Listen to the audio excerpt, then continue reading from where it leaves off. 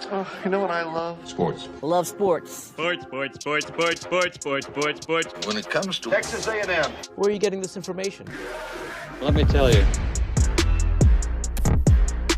Welcome to TexAgs. It's here. It's time. There's always a buzz in the air when you hit this moment. He is a guy that has gotten better and better and better. He's just got that dog in him. We will develop men. We will graduate players, and we will win championships on the field. I think of him as this hawk. Before long, he's going to be swooping in on those quarterbacks. And they embody what the school is about. It's about getting into hard situations and getting ourselves out. It's about working hard. It's about doing amazing things. And this is a real program. It's not fake. This is a real place. And if you want to be really good at football, this is a really good place to be. You know, if I'm betting on anybody, it's the Aggies.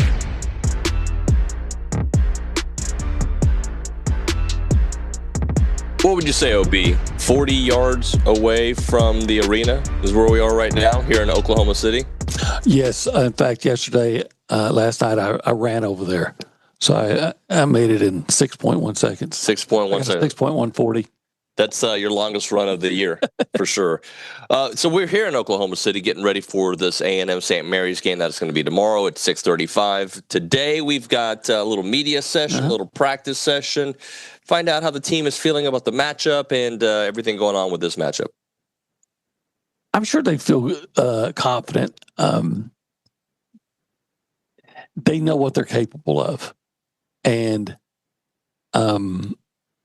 they understand the obstacles, Yep. the 7'1" and 7'2" obstacles that they face, plus a 6'8" guy that's a Lithuanian that's the best player apparently on St. Mary's. But I think they know that if they're at the top of their game, they have a great chance to win this game. I mean,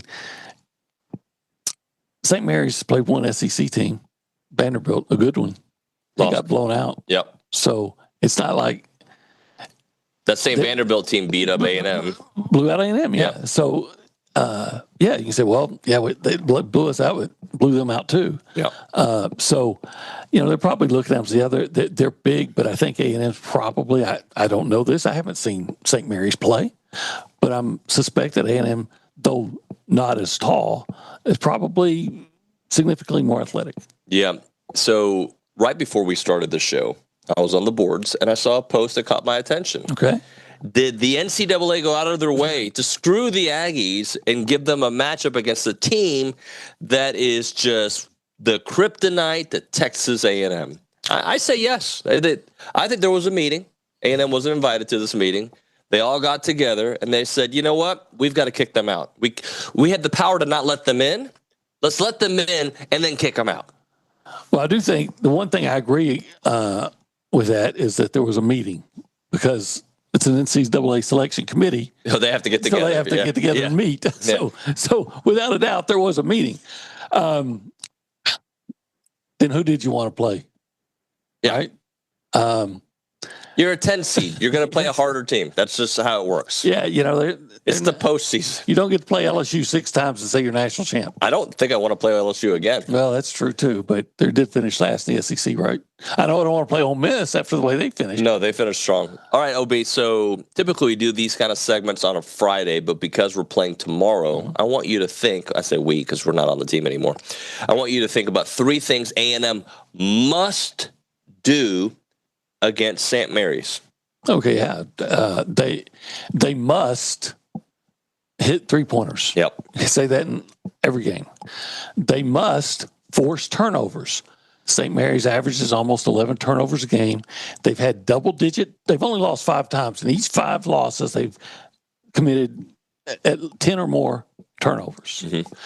And going by what St. Mary's has done in their 5 losses, they must defend a 3-point line, which sounds funny because, again, the focus of St. Mary's is how big they are. But in their 5 losses, they've made 7 or fewer 3-pointers while converting 33% or less. So make your threes, which is always a factor in A&M's winning. Force turnovers, which is always part of A&M's formula. And then, you're going to give up some points inside. They're going to beat you there, but more often than not, win those. But don't let them compliment their inside game by hitting a lot of threes. That's true. I want you to, if you remember, you may not remember, you may have your notes there. So they average about 10.5 turnovers a game. Am I correct on that? 0.8. And they had 10 plus turnovers in all their losses. Right. I'm curious how high that number is in some of those losses, though, because if they average 10 a game, regardless of win or loss, I'm wondering if it's a big difference. Is it 16? They had 16 turnovers against Vanderbilt. Okay. And I think it was 10 in their last game against their last loss. I think it was to Santa Clara. So 11 maybe against Gonzaga, maybe 13 against Boise State. Right. But it's been like 16, 13, 11, 11, and 10. If my memory serves. So get them on the higher end, and good thing. And that's with any team, but apparently this team who's only lost 5 games. And why I would be reasonably optimistic about A&M's ability to do so is, first of all, A&M does force a lot of turnovers. Yep. I think, like I said before, I think they're probably, don't want to take it for granted, probably a little more athletic than St. Mary's. I could be way off on that, but I don't think so. And then St. Mary's doesn't strike me as being particularly deep. Right. So, they'll play 9 or 10 guys, but the productivity falls off sharply after 5. So if you're making almost 11 turnovers a game, and the one SEC team you played, you committed 16. Sure. And if A&M's playing their game, then I think you could reasonably expect to force, between 12, maybe as many as 18. Yeah, you're going to need 12 plus turnovers, and you're going to have to hit your threes, right? Probably 12 plus 3. 12 and 12, right? So, and if they're hitting twos because their big guys are scoring in the paint, but they're not hitting threes, and by the way, they can hit threes. They don't shoot many, but they shoot the three from with a high percentage. They have a couple of guys that are shooting around 40% or better. Mikey Lewis is one of them. But, defend it, make them work for them. They're going to make some. Just don't let them, have 10. Keep them like Vanderbilt did. They made 7 and shot. They were 7 of 21 against Vanderbilt from 3-point range, and that was the best showing in their 5 losses. Here are my 3 things. Okay. Non-negotiable: hit your threes. Okay, like we know this team doesn't win a lot of games if they're not hitting threes. If they're hitting 12 plus, they're winning some games, right? Right. And especially against a big, strong team like this, you're going to have to hit your threes. So non-negotiable: hit your threes. You can ask for it; doesn't mean it's going to happen. They need to push the tempo. They need to dictate the tempo, right? You cannot get into a slow down half-court match with a team that can beat you with 90s style basketball. Throw it in the paint, you double down, they pass it back out, and they're guards who can hit the threes. And also, 2 parts here. Stay out of foul trouble, okay? Because this team can hit their free throws. They're excellent at hitting free throws. They lead the nation. Yeah. I think they're 80% as a team. So don't put them on the line, especially late in the game, right? They're going to hit their free throw. This team, you know what they do? They play what I would expect a St. Mary's basketball team to do. Fundamentally sound, big guys that can do things, and they can hit the 3 ball. And their free throws. And definitely their free throws. All right, how about things that A&M cannot do, OB? That's all. Okay. They cannot rely solely or too heavily on Rashawn Aggie. Okay. They can't. They can't commit a lot of turnovers. And A&M, the 3-pointer thing, like I said, not negotiable, so we can't say, they can't, the third thing is, they can't just, look, they're going to get out-rebounded. They're going to get beaten to paint, most likely. You just can't get obliterated there, sure. But like they have 20 more rebounds, and 20 of those are offensive. Right. You're not winning a game that you're giving up that many possessions to a team that limits possessions. Yeah. So I've got a couple. Can't let them play that slow down style that you were talking about earlier. I don't think you can solely focus on the bigs in this game. The more research I do on these guards, initially I was like, I was so frightened, if you will, about the size and the 3-7 footers, their ability to rebound. But their guards, the more and more I do research on them, worry me. So if you remember when they played Penn State, they had a couple bigs that were good, right? Mm-hmm. But it was those guards that beat Buzz and those Aggies back in, what was that, 22? 23? 23, you're right. Yep. You cannot focus just on the bigs. You've got to worry about these guards. So that's one of them. You got to limit, as you said, these second chance points. You're not going to get all the offensive rebounds. You're not going to get many. You better get as many as you can, though.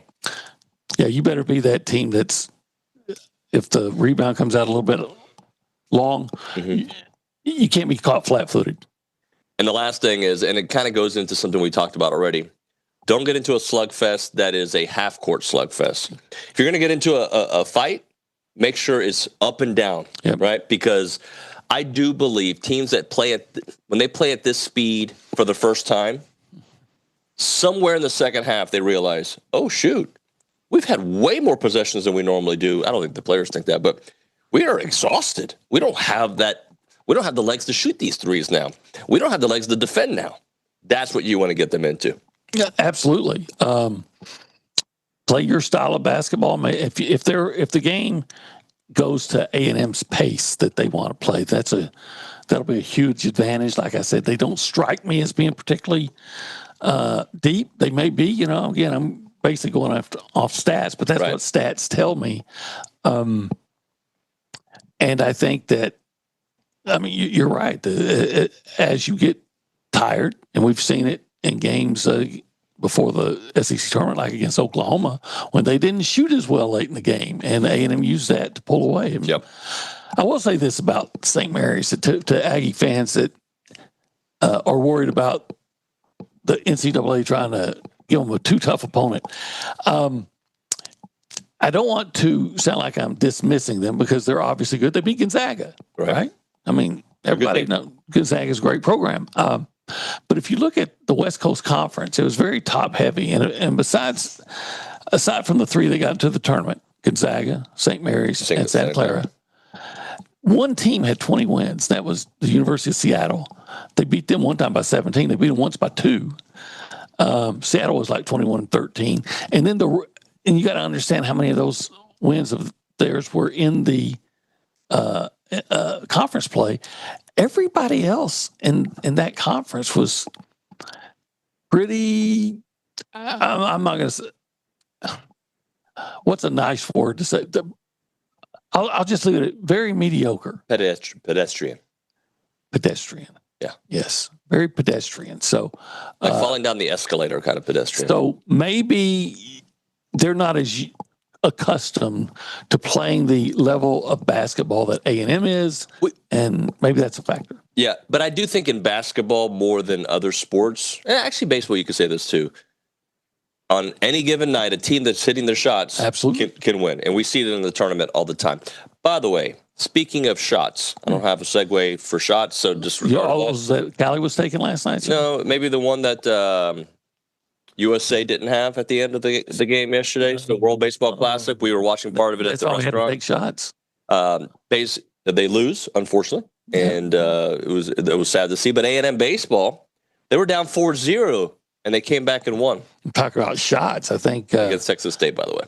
That I don't know what they're like now, but they're very often a solid program. Yep. Seems like beat Texas like last year or the year before. Are you surprised about Caden Sorrell? No, 2 shots, I think. 2 shots, yeah. Huh. The guy's pretty good. I'm starting to. I think you're starting to. If he continues the way he's going, you may have to get into that conversation. Is he the best player they ever had? Stop the presses. Okay, I'm just saying. Stop it. Look what he did last year in half a year. Yeah. Guy's fun to watch. Guy's dang good. Very good. All right. This is TexAgs Live. You knew that. I did know that. The set's a little different. Yeah, but it doesn't matter. I was telling Luke and Callie. We're still alive. I was telling Luke and Callie that you remember might have been our first road show. Maybe it wasn't our first road show where we did video on the road. Was that Miami? No, it was a little bit before that. New York. New York. And we just had a webcam and a bed. And it was the smallest room in New York you could have. And we did the show from the webcam in the bed, no ring light. Why is Callie laughing so much in the off? Well, I mean, do you remember what we call it? It looked like you were watching a video that you used to be able to watch online, apparently, that you're not allowed to anymore. Well, I don't follow. Don't worry about it. It was banned in Texas. Okay. That's what the kids told me. Not the kids, the people in the room. Anyway, we move on. What was I talking about? No, it's TexAgs Live on the road in Oklahoma that's City. What you were talking about. David Gardner's Jewelers presents this show. Yes, he does. And he does. He's a damn of a guy. He is. Especially for sponsoring us after that. Buddy. Your friend, Mr. I'm not going to even say his name. I'm not going to I know my buddy Philip is listening. When you and McGee get together, sometimes things are said. All right. He owns a lot of real estate. Anyway, this is the Rollo Insurance Studio. It is the Rollos, Jackson, Jason, Keith, Morgan, and everybody else. I like to say the boys. The boys. And the girls. And the girls. The men and the women. This hour is the Go Hour. Go Hour. Presented by the Warehouse at CC Creation. I think you can get this shirt at the Warehouse at CC Creation. I like this shirt. I may have made that up, though. Very comfortable. You can get a shirt, though. You can get all kinds of TexAgs gear. You can get stuff. Yeah. Aggie stuff, you name it. What else? Holistic Planning Cool Zone. We're not there. The Holistic Planning Cool Zone travels with you. Yeah. Because they're always working for you to make you money. Did you save you money? Sorry, this has nothing to do with holistic planning, but it travels, and it got me thinking. Did you see? Did some holistic planning to set up this this set. So when OB flipped, true story, he flipped on the bed. I thought you broke a rib to get to the because it's there's like an obstacle course to get to this side of the room. I am spry. I'm a spry guy. Yeah, but you're not going to be able to walk later. That's a fact. It's because I'm going to run. I'm going to run that 6.140 over to the arena. I'm going to tell you right now, I don't think you can run a 6.140. Yeah, I probably can't. I would guess it's closer to 8. You're probably right. Yeah. Anyway, I think I had a point. I was watching Twitter last night, or X, whatever you want to call it. In Dallas, there was a meteor that they caught in the air. Did you see it? No. That kind of changed levels. And they're saying another alien. Did Biden let that one in too? And if you want to be a part of the conversation, you can call us up on the meteor. I thought we were about to do our 1775 spot. You can call us up on the Buppy's Catering and Bartending Hotline. He doesn't know the number.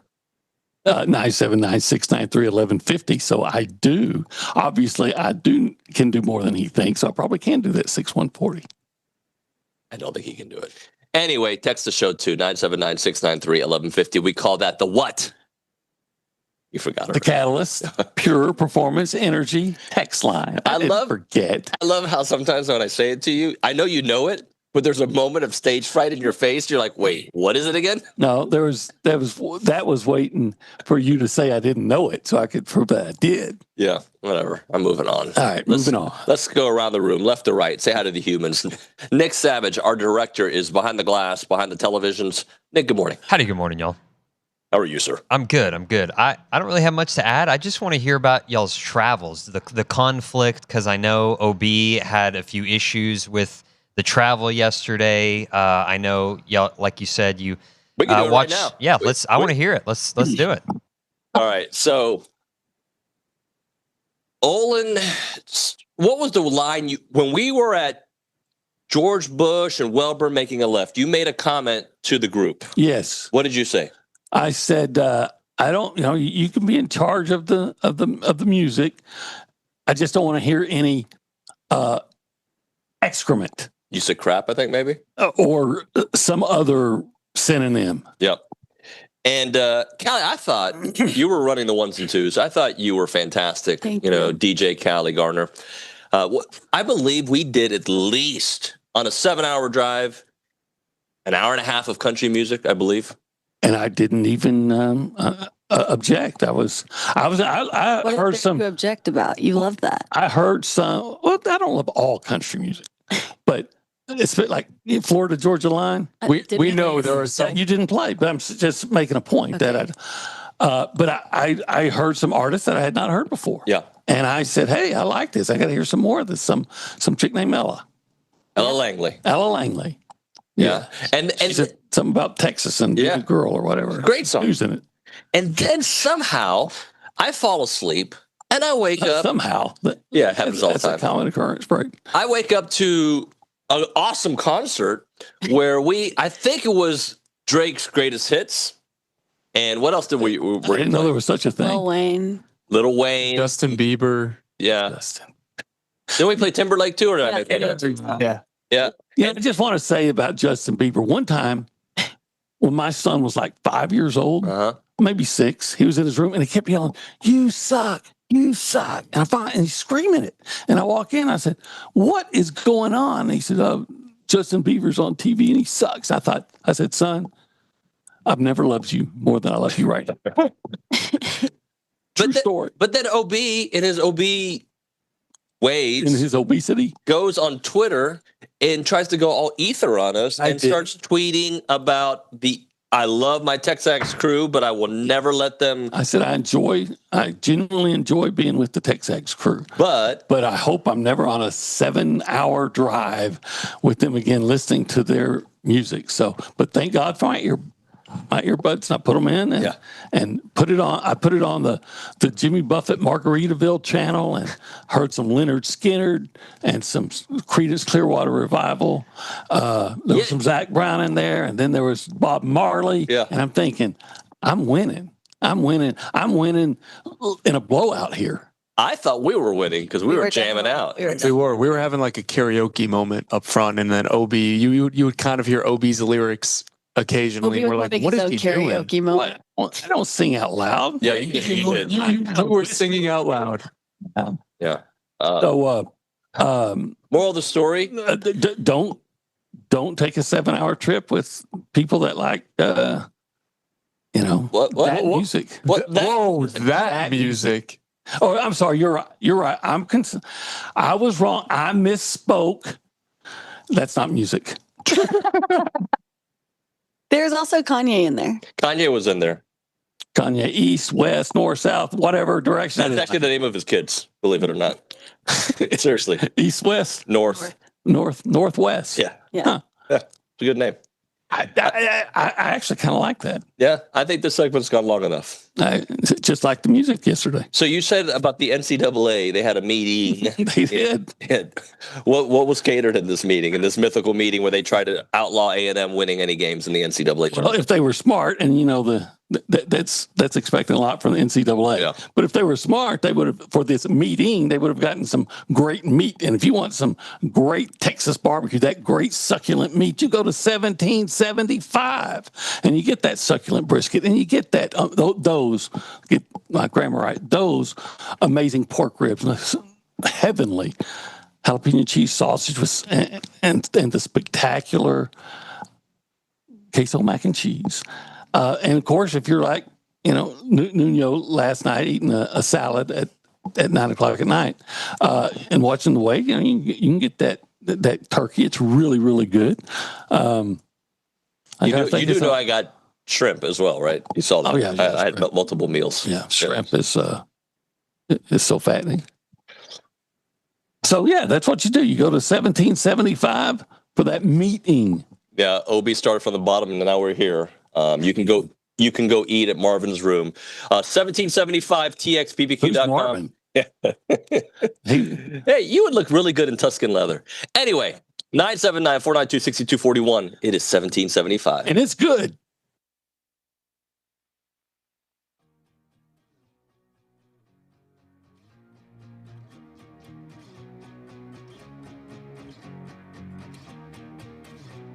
I'm Wes Mangan, and I live on a piece of property with my wife and 2 boys and several animals. I work in oil and gas, and I travel a lot, and so when I come home, it's like my sanctuary. I get to see Lauren and the boys, and it's been just a perfect fit for us, and it's really improved our family time. And this is the first land I'd ever purchased, so dealing with the land side of things and dealing with Capital Farm Credit was super easy for us through the whole process. I definitely feel like with Capital Farm Credit, together we are better.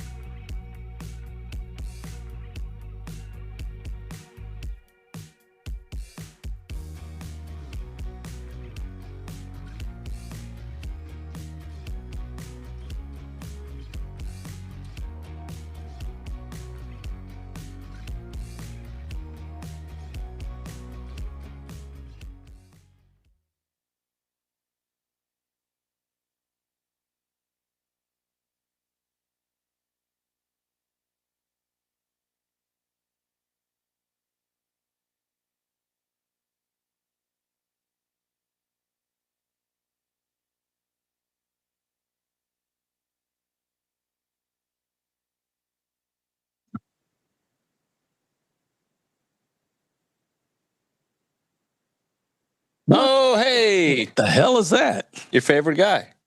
That's a guy? That's Justin Bieber, right? Yeah.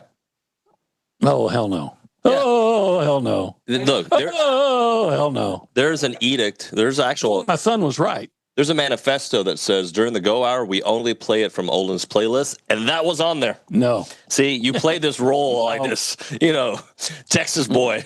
No. We found out. No, I'm not. Real California Buchanan. No. What did I call?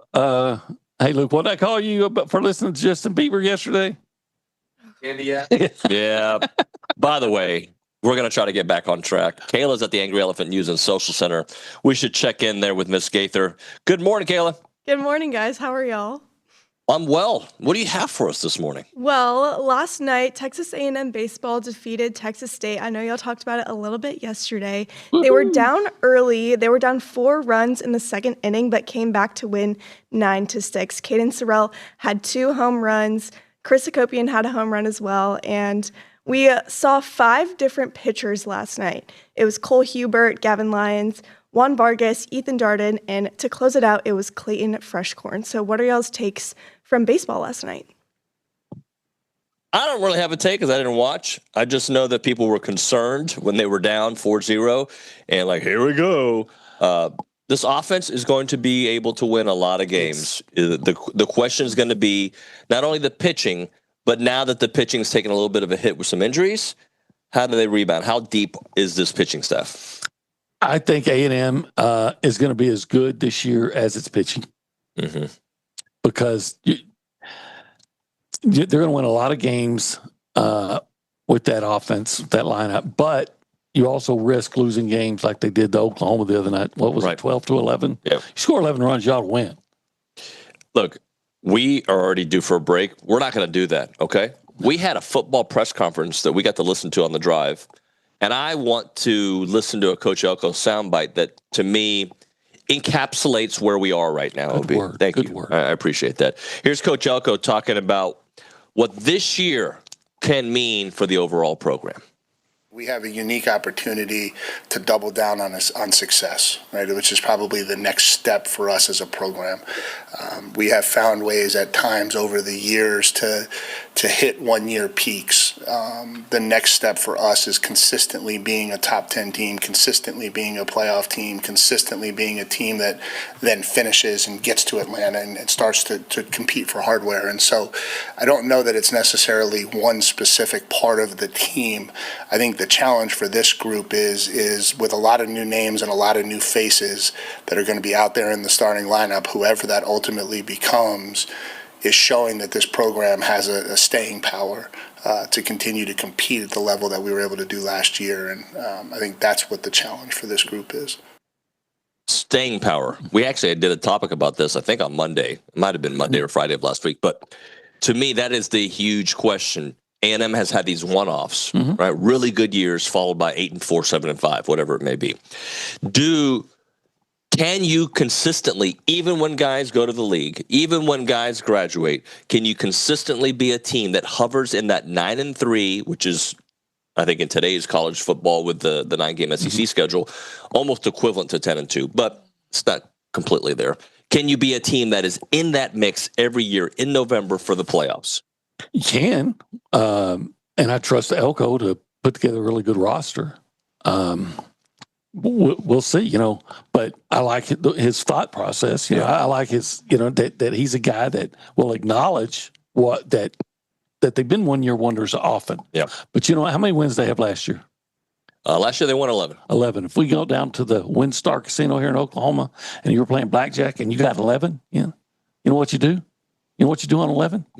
You double down. You double down. And we're going to double down on the Aggie. Double down. Are you? So right now, you'd go to the WinStar and say, here's my $12 that I have to my name on the Aggies winning 11 games again. Sure, it's $12. If you had to put your house on it, I would not. I only bet what I can afford to lose. Hey, by the way, this is not. That should always be a. I would not bet on 11 wins. Okay, and this is not because of Elko. This is not because of the players in that locker room. My reason for it, because you don't bet. I don't bet. That's the biggest reason. The second reason is I operate with when there's too many unknowns And right now, I haven't seen a practice. The first practice is Sunday, right? I have not seen her. I don't know. Like, it would be dumb for. Now, I believe in Coach Elko. I believe in Marcel Reed. At his highs, he's one of the top quarterbacks, I believe. So that's where my belief comes from. But if I were to put money on it, I got to wait. I got to see how this offensive line looks. I got to see when there's too many questions, I hesitate going all in. I get that. That's smart. That is an intelligent way to approach it. Yeah. And last season, I was wrong on this team. I didn't have many questions. I thought they were an 8-4, 9-3 team. I'll agree. At this time last year, I was thinking 8-4, 9-3 if things go right. And A&M was better than I thought, and also some of their opponents, or at least LSU, was not as good as I thought. It didn't matter. You still had to go to Death Valley and win. I think LSU was pretty good until they lost to A&M.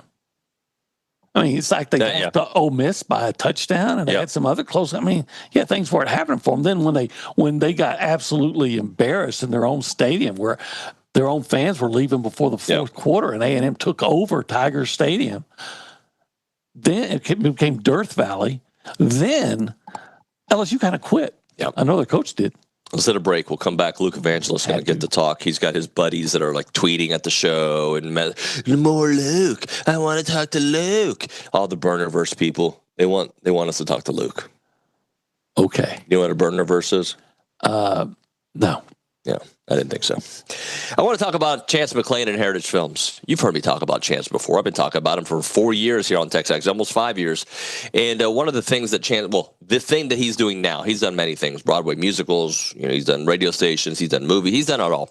But his real passion is telling people stories. And a lot of his best friends are like Olin's age, 85 plus, because he likes telling people's life stories. He's amazing at doing that. But he can tell your life story right now. You can be a 40-year-old dad with a couple of kids. You can be a 13-year-old story. He does these quick stories for the kids as well. He does them all. Family business stories, family ranch stories. He'll do these 2-hour documentaries, and you're going to be blown away by his storytelling ability and what it means to your family for the futures. Check out the website, yourheritagefilm.com, yourheritagefilm.com, or call him up, 713-893-8341, 713-893-8341. It's Heritage Films.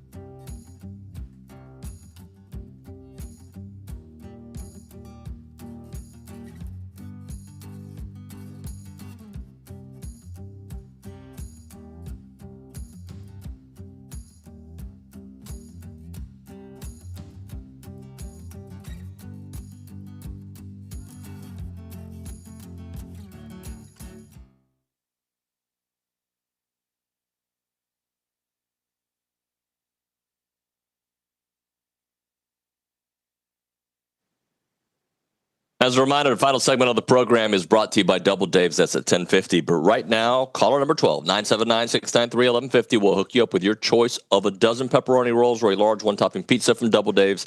They've been serving Aggie Land since 1984 with your favorite pizza and, of course, those world-famous pepperoni rolls. Reliable in-house delivery, bringing piping hot goodness straight to your door. Just click on doubledaves.com and your favorites are on their way. I'm David Nuño. He's Olin Buchanan. And with us off camera, because our set doesn't allow for a third seat right now, is Luke Evangelist, basketball analyst, passionate Aggie fan, fanboy / ace reporter. Thank you for that description. I was waiting to see if OB would agree. I had to give him credit earlier this week that he called it that A&M would be a 10 seed in Oklahoma City. He actually said that, and he had like 3 teams they thought they would play, and St. Mary's was one of the 3. So I'll give credit where credit is due. Yeah. So that was kind of ace reporting. Yeah. Well, and prophetic. Is that how I say it? Yeah, prophetic. Usually when I talk about Luke, I say pathetic. Yeah. But in this case, he was prophetic. And I'm apathetic. No, you're not.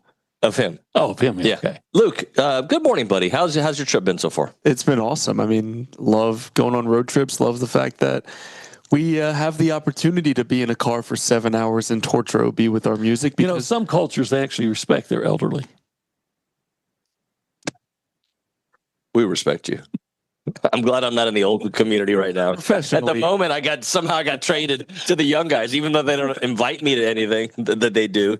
You old guy, you're like my dad's age. That's exactly what he said yesterday. He said that about you? I thought he did. Who'd you say that about, me or about OB? OB. Oh, okay. Well, yeah.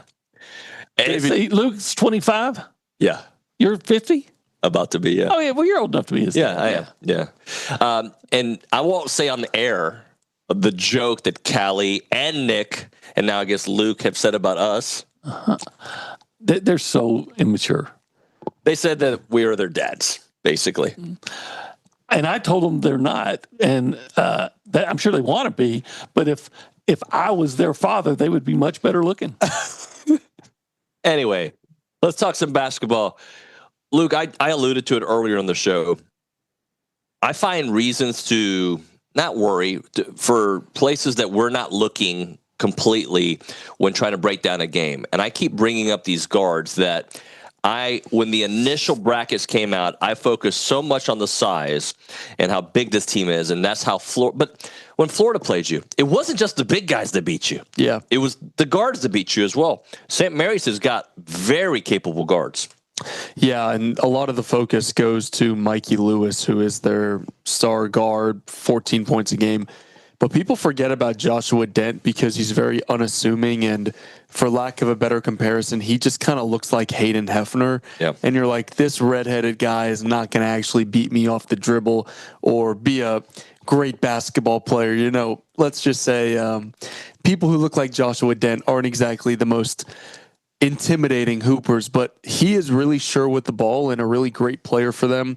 And then obviously everybody talks about McKeever and Wessels and Morauskas as the 7-footers and the 6'8" guys that can beat you. But Dylan Shaw is another great rebounder and a sure-handed guard for them. They just have a lot of solid players that, if you're not careful, can beat you. And that is a problem when you have to worry about death by 1,000 paper cuts. They've got a lot of guys that can paper cut you. And so they're not a particularly deep team, but the 5 or 6 guys that they do roll with are really difficult to play against.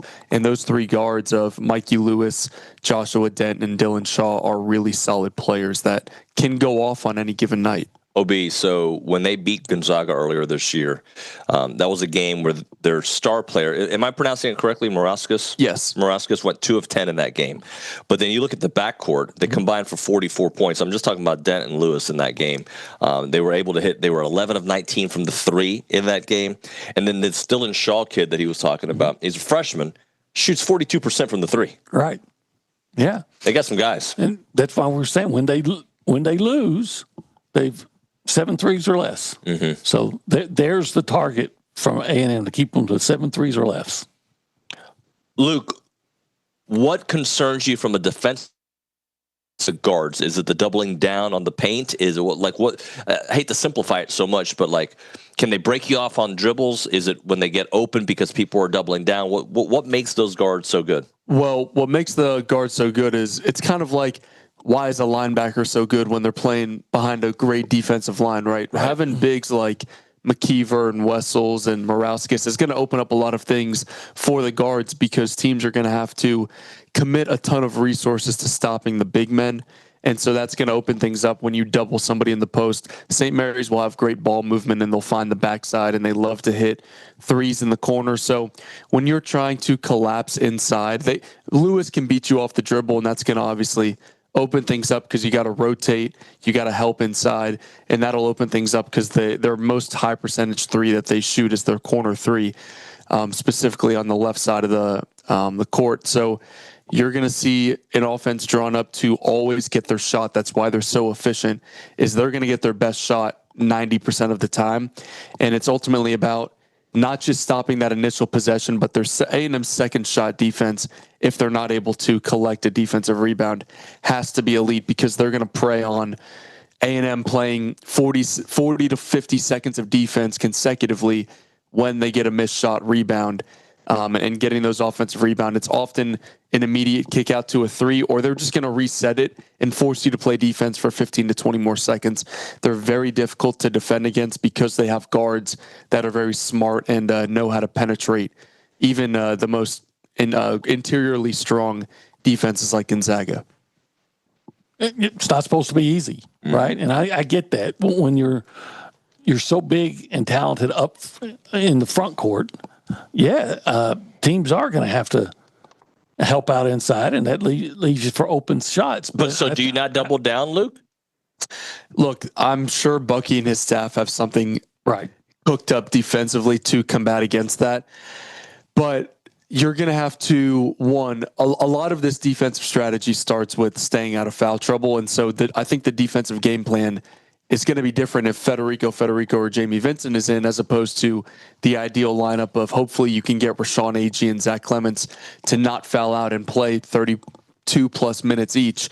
But you can't get beat off the dribble. That's the main problem here is if A&M, who does like to double down low or at least show help down low, you have to be really quick closing out to your man. Because if you let them shoot uncontested threes, you're in a lot of trouble. So I think A&M's defensive strategy, there's going to have to be some wrinkles. They're going to have to play zone. They're going to have to be very quick to react. It can't just be A&M catching their breath on defense. They're going to have to be very quick to react and very quick to hedge, very quick to try and strip the ball. But they have to get back to their man and close out, because the last thing you want is a late or a lazy closeout or a lack of a contest on one of these guards who's going to make the right play and then make you pay. Yeah, if sometimes in their losses of late, it struck me that they've been very, I'm saying flat-footed on rebounds that came out long. Got to get those, of leaving guys open. Wide open. But I do agree with Luke in that, Bucky, I think is a really good coach. Yes. And unlike the previous coach, when we were at Des Moines and never made any kind of adjustment, in fact, the game plan was seriously flawed. We've talked about that. We've talked about that a lot, yeah. In a loss to Penn State. I think Bucky will have a plan to try to neutralize that threat from the corner, right? Yeah. Now, if it works, that's what we'll have to find out. All right, let's hit a break. Luke, stick around for one more. I'm going to ask you about possessions per game, because we're talking about polar opposites here and how that could potentially help Texas A&M. We're going to hit a break. We'll have that when we come back here on the program. But right now, we're going to talk about our good friends at Rollo Insurance. I got a text from Jason just yesterday. His daughter's playing in a big basketball game later on today. It's going to be streamed. It's going to be awesome. And Jason's a dear friend. He's awesome because not only does he run Rollo Insurance, but he's just a good dude. Loves Aggie sports. Was in Europe during the playoff game. Was watching it on his laptop at different hours. The guy is just all invested when it comes to Aggie athletics and in this community. But he's also invested in helping you with your insurance situation. Their whole team, home, auto, business, ranch insurance, whatever it may be. Start a relationship with an expert who's going to put you first. And Jason, Jackson, Morgan, Keith, and the entire team at Rollo Insurance are going to make sure that you get that. When you need advice or have a claim, you'll talk to somebody who's going to know your specific situation and make sure that you're taken care of. Visit rolloinsurance.com/TexAgs, rolloinsurance.com/TexAgs, or call them up 888-44-ROLLO. That is 888-44-ROLLO.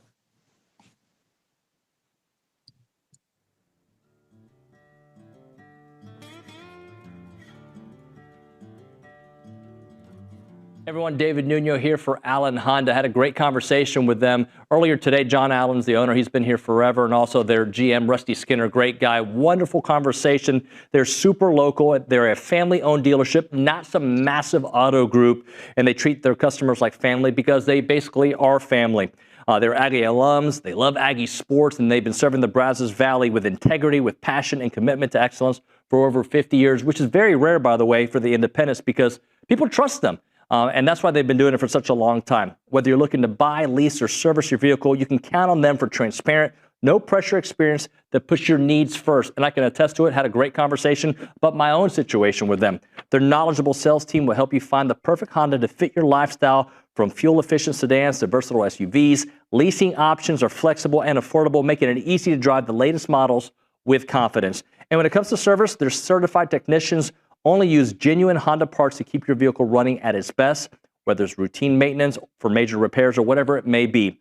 And we know that trust isn't given, it is earned, and that's why generations of local drivers right here in the Brazos Valley and Bryan College Station keep coming back to Allen Honda. As part of the community with Aggie spirit in their hearts, they are here to make everyone's visit wonderful. So visit their showroom or their service lane and find friendly, efficient, and memorable situations when you go to Allen Honda. Come see why so many College Station and Bryan drivers choose Allen Honda for their automotive needs, and remember, gig 'em.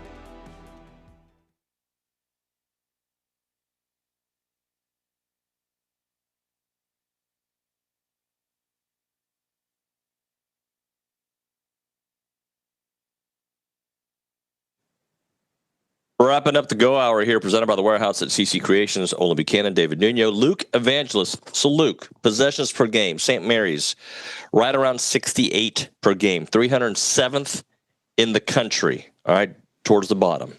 Texas A&M, towards the top. In fact, they're in the top 11, 76 possessions per game. That's quite a difference.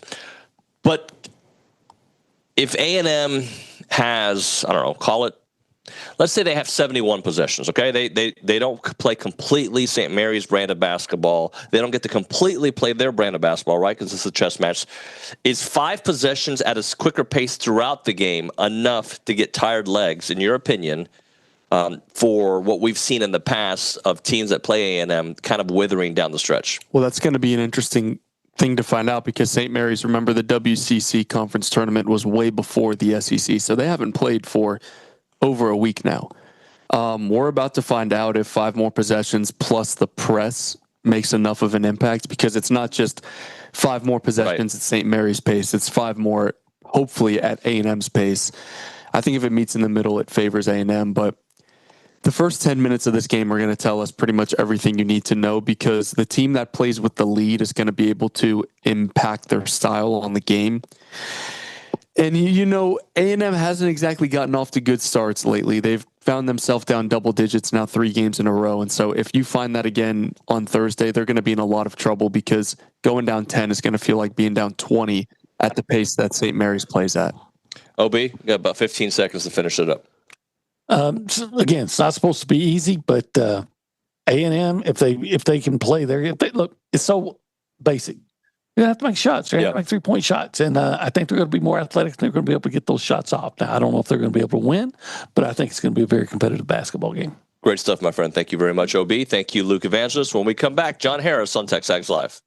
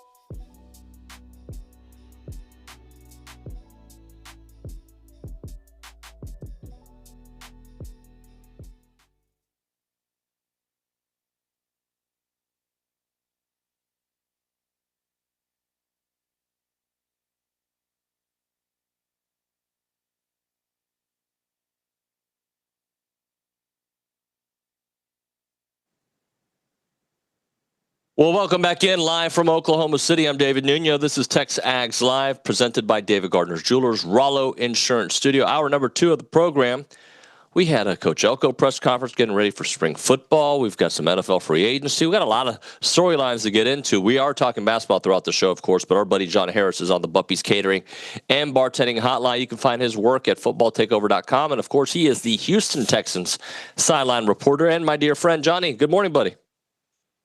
Good morning. Yes, Harris is here. How are you, man? I'm okay. How you doing? How's Oklahoma City treating you? How's Bricktown? It's all right. It's a city, It's got buildings and food and stuff. It's just a place. It wasn't, Johnny. It was actually in my top 3 to come to, not because I wanted to come to Oklahoma City, but because the proximity. Right, it was close. I can get back and forth easier. But I wasn't excited. Oh, okay, cool. But it's not bad. It's a nice town. It's whatever. Yeah, I mean, I'll tell you this: if A&M gets hot, I mean, it's kind of nice that. Go to Oklahoma City and then come to Houston, right? Was that the path they would end up taking? They would go to Houston. Yeah. I mean, if they would end up beating Houston in the second round and getting to the city of Houston, all bets are off at that point. I know there wouldn't be a lot of happy teams having to come face A&M at that point in the city of Houston. Yeah, and it works out quite well for the University of Houston if they get there because they would meet Florida in Houston, and Florida, as good as they are, and A&M knows, it'll be a very pro-Texas crowd, or University of Houston, Texas A&M. I don't want to say Texas. Anyway, buddy, I don't know if I just haven't been in the loop or not, but I was kind of surprised Christian Kirk didn't come back to the Texans. I'm sure there are financial reasons for it. Were you surprised by it? No, not surprised at all.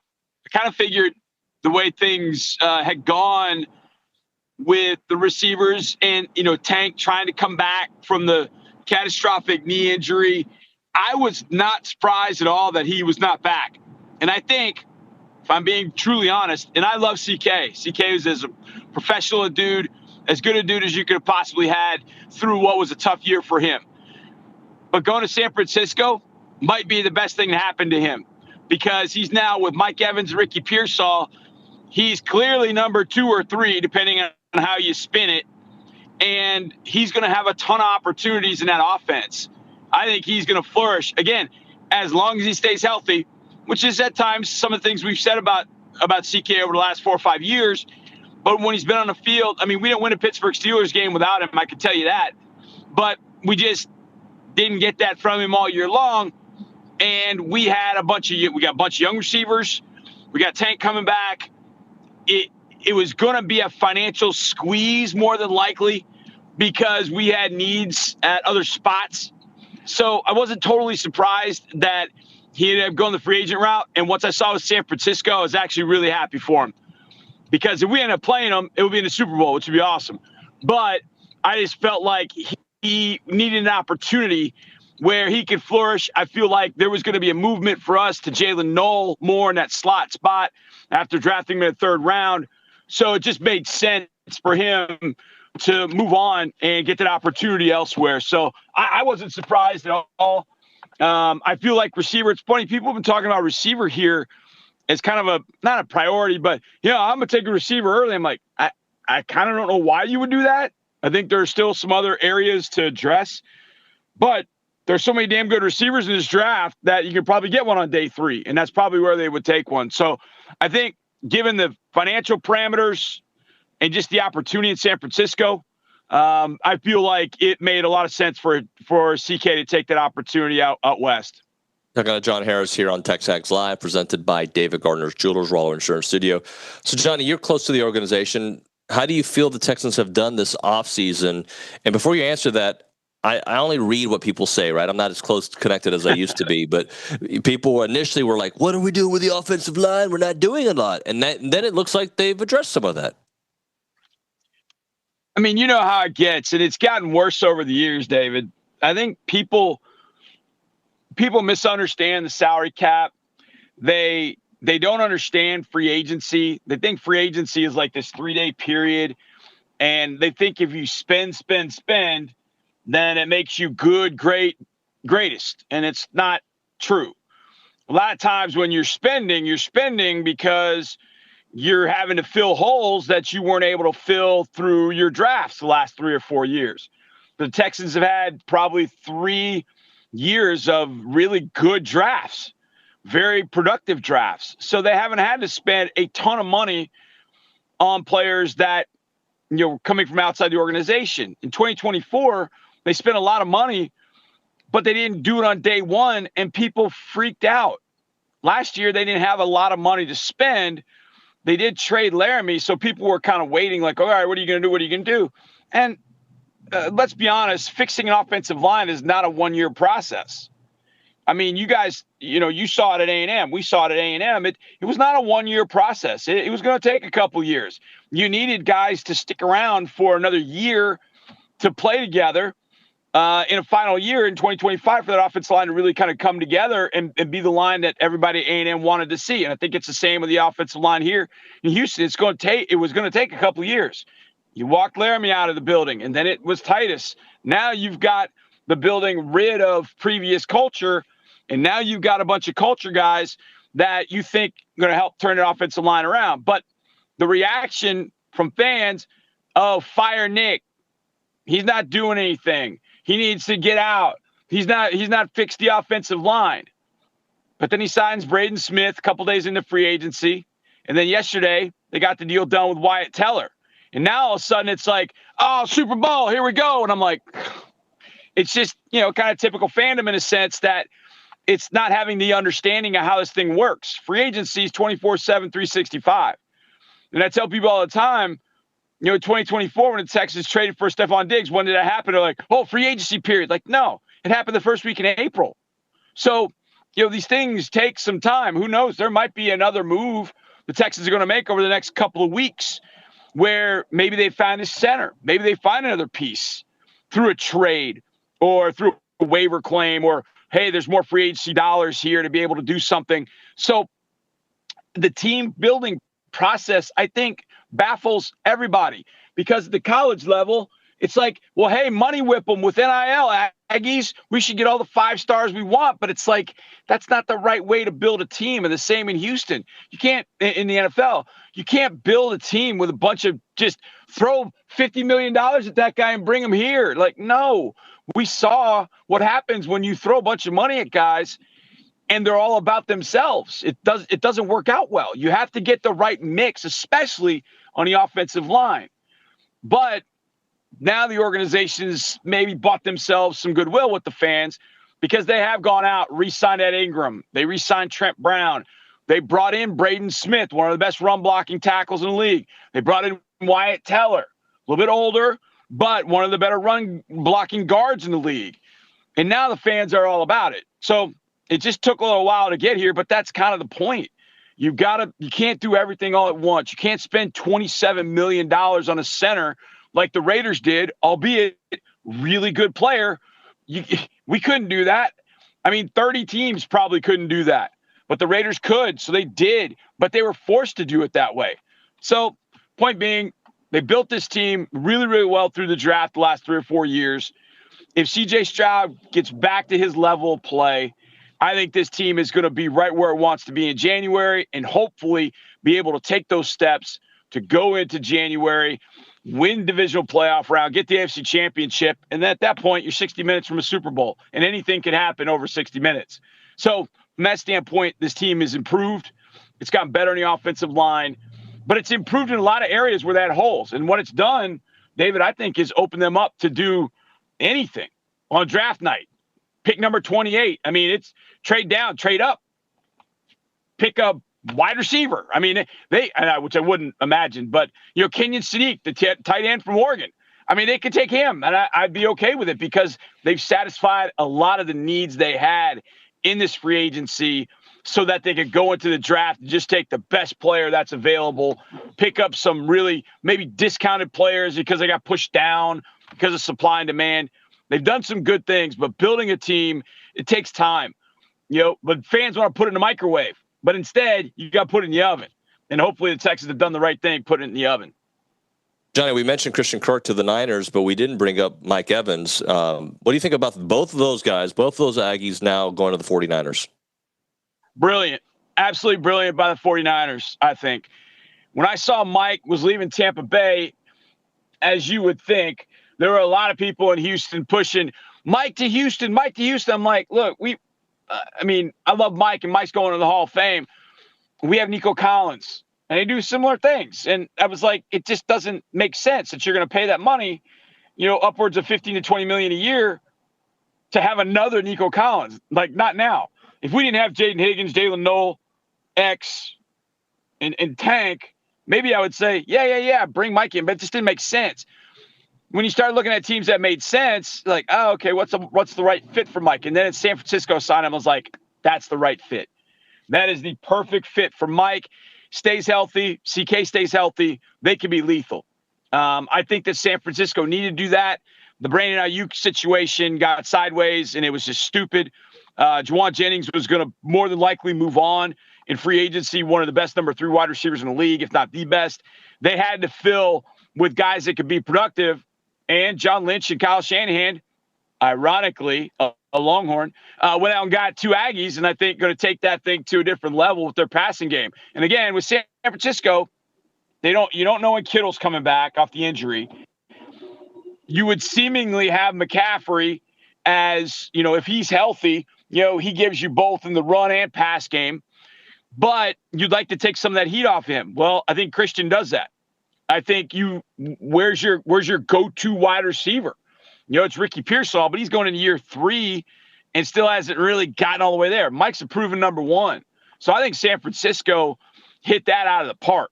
I think that as long as they stay healthy, they hit that thing out of the park. I still wouldn't be surprised if San Francisco went and got a wide receiver in the draft. But for Mike and Christian, I don't think they could have gone to a better spot. Talking to John Harris here on TexAgs Live, presented by David Gardner's Jewelers Rollo Insurance Studio. All right, I want you to do an exercise with me, Johnny. At their best and at their worst. You look at the SEC quarterbacks, okay? At their best, who's in your top 5?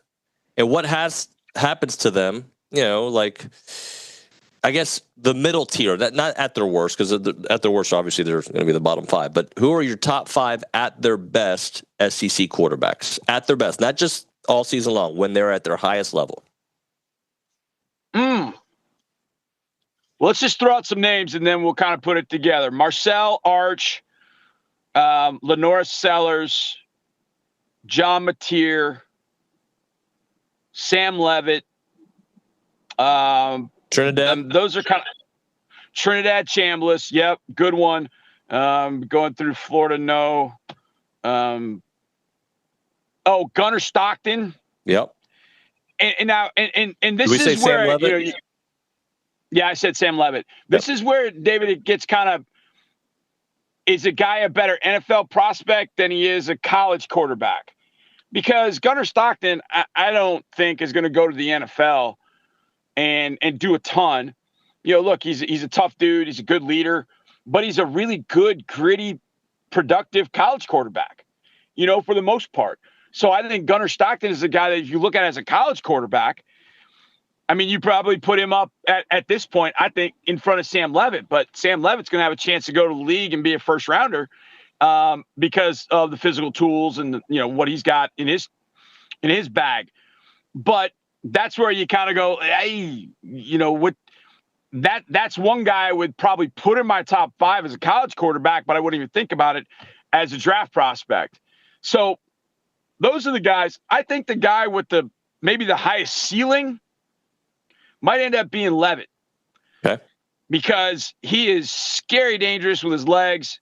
He's got an absolute howitzer. He's kind of what Oklahoma thinks they have in John Mateer, but he's a better passer. I think Mateer is so up and down. And last year we saw the problem with Mateer, and that is he's got kind of a Jackson Dart style of playing, and he's even more reckless. And because of that, he ends up on a bench for 2 games or 3 games. And then when he comes back off the injury, because he hurts his hand, he's throwing the ball, and it's, he's using bad mechanics just because he's got to get rid of the ball. It doesn't look good. So with Mateer, I'll never forget when I saw Jackson Dart in the bowl game, and I saw him up close, and he looked like he had been through, 15-round boxing match. And I'm like, you can't play quarterback that way. And he's still kind of learning that as he's with the Giants, but he's uber talented. And I think that's kind of where Mateer is. But I think Levitt's got a little bit more restraint in his game. The one that I thought really disappointed me last year, and I understand it, it's only his second year as a starter, but I thought he would play better, but he's got every tool you could want, and that's Lenoris Sellers. Yep. I thought Lenoris was going to be big time, and he just – he made some plays in games. He was erratic throwing the ball. But again, same kind of thing. They ask him to run the ball so much that he just takes a pounding. And I don't care if you're 6'4", 240, that pounding catches up to you. Signed Andrew Luck. Andrew Luck took that pounding in the NFL, and he ended up having to retire after 8 years, thankfully for Texans fans. But the Colts have been in a quarterback quandary ever since. So there's a restraint you've got to play the game with. But I think Lenoris has got the highest ceiling of everybody. Sam Levitt right there with him. But I just don't – South Carolina asked him to run the ball a little bit too much for me. And then there's Arch and there's Marcel. I think Marcel showed at times last year, okay, he's kind of getting this thing. He's kind of understanding it. And I don't know if you and I talked, David, or I talked with people at the Combine. I went back and I watched that Miami game, every play, A&M's offense – and when I went back and watched the All-22 and I saw some of the things that Marcel was doing in that game, I'm not going to sit here and sell you that he was, tremendous. But it was a lot better than I had expected. There were some throws that he made that he could have gotten some help from receivers reading the coverage a little bit better. When you run a curl route and, the hook defender is right there, work your way away from the hook defender. So Marcel throws the ball away from the hook defender. It hits the receiver outside his body. Oh, that's a bad throw. No, he threw the ball right where he needed to. But the receiver didn't adjust with them. And so there was a number of things like that. I think Marcel actually threw the ball better than people want to think. It wasn't great, but it was better. But that game left such a taste in everybody's mouth about what Marcel isn't. I'm still not all the way there with Arch. I'm just not. He had a couple great games at the end, but he did a lot of it with his legs, and that's great. But I want to see him, and now he's got Cam Coleman. So to me, with Wingo and Coleman, there are no excuses now. And he came a long way throughout the year. And I thought the one thing about Arch that he showed, which I think bodes well for him, and I think this is what Marcel has too, is the mental toughness. Because Arch went at Ohio State game. Everybody thought he was the greatest first-round pick in the history of the game. He got done with that game, and everybody thought, oh, he's a sixth-rounder. It's like, whoa. He's not the greatest quarterback there's ever been, and he's not a sixth-rounder. Let him develop. And he started to develop and show, there are makings there of being a really good NFL quarterback. So depending on how you look at NFL versus college, throw Gunnar Stockton in there, throw Trinidad in there, and I do think that Trinidad could end up being a good NFL quarterback, but I think he needs another year. But I think the quarterbacks in the SEC are going to make the SEC this year much must-watch television. I think you throw Levitt in that group with a lot of guys coming back with experience, you're going to have some unbelievable football games because those quarterbacks are so good. Johnny, I want to go back to the Marcel thing for a moment. Because one of the things that has come up this week is if he raises his floor, because we know his ceiling. When he is on, kind of like Lenoris, right? When he is on, so if he can raise his ceiling, that I think then will put him clearly as a top 5 quarterback in the conference and hopefully in the country. Well, I love you, but I kind of disagree. I don't know that we know what Marcel's ceiling is. Okay. If I'm being honest. I think what we saw in a Miami game is probably what his floor is. I do think that Marcel's got a higher ceiling than what he even showed in 2025. If I'm being truly honest, I think he's got even more room to grow and to get better. And maybe we don't even know what he can do at this point, but we do know what the floor is, I think. And I do think that he just through natural experience and more snaps taken, that floor will rise. I think the ceiling ends up being that how good can he be? I think he can be exceptional. I think he can go beyond, I think it is when we think about a ceiling, we're like, like you just said, like when he's on, but maybe there's more there. Maybe there's more to even add to his game going forward. I know it's there for Lenoris Sellers. Because I think maybe the way to say it, David, is Marcel was closer to what we would like to think his ceiling is for longer in 2025 than Lenora Sellers. Lenora Sellers was kind of like a wave in the ocean, like he would pop up, boom, and then come back down. Marcel would kind of ride the wave for a while, and then, of course, it bottomed out in the playoff game at that point. But I think Marcel can stay at his, what we would perceive his ceiling to be, a little bit longer, and that's what Lenora Sellers has to prove he can do. Now, because Lenoris is 6'4", 240, Lenoris, you would think, because of the size, the speed, et cetera, that if he can stay on the wave longer, then all of a sudden, oh man, the NFL teams are going to be just all over themselves trying to get, the guy that I've comped to Andrew Luck to try and get the next Andrew Luck out of South Carolina. But it's got to be more than just kind of riding the wave. Marcel's got to get on that wave and then stay there and then see what more he can do once he's up at that high altitude. So I think we don't even know what Marcel's ceiling can be. I think there's more there in his game to expand, making throws, especially in the middle of the field. I think outside the numbers, he throws with touch. I think deep, he's got a good enough arm, but it's being more consistent with those throws in between the numbers, reading coverages, getting more comfortable in the game, slow down. I think those things are all at his disposal this year. And if they all check positive boxes, I think we're going to be talking about Marcel doing some incredible things in 2026. Johnny, I appreciate you as always, brother. All right, man. Enjoy Breakdown, brother. Thank you, man. All right, we'll hit a break here. We'll come back. We'll talk a little 10-7 seeds. When it comes to your money and your peace of mind, it starts with the right team, and that right team is Paragon Financial Advisors.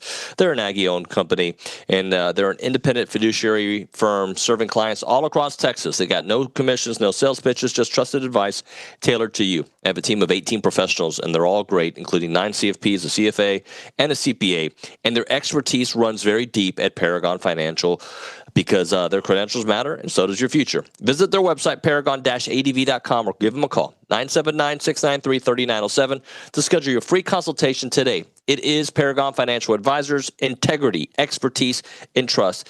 Paragon Financial Advisors.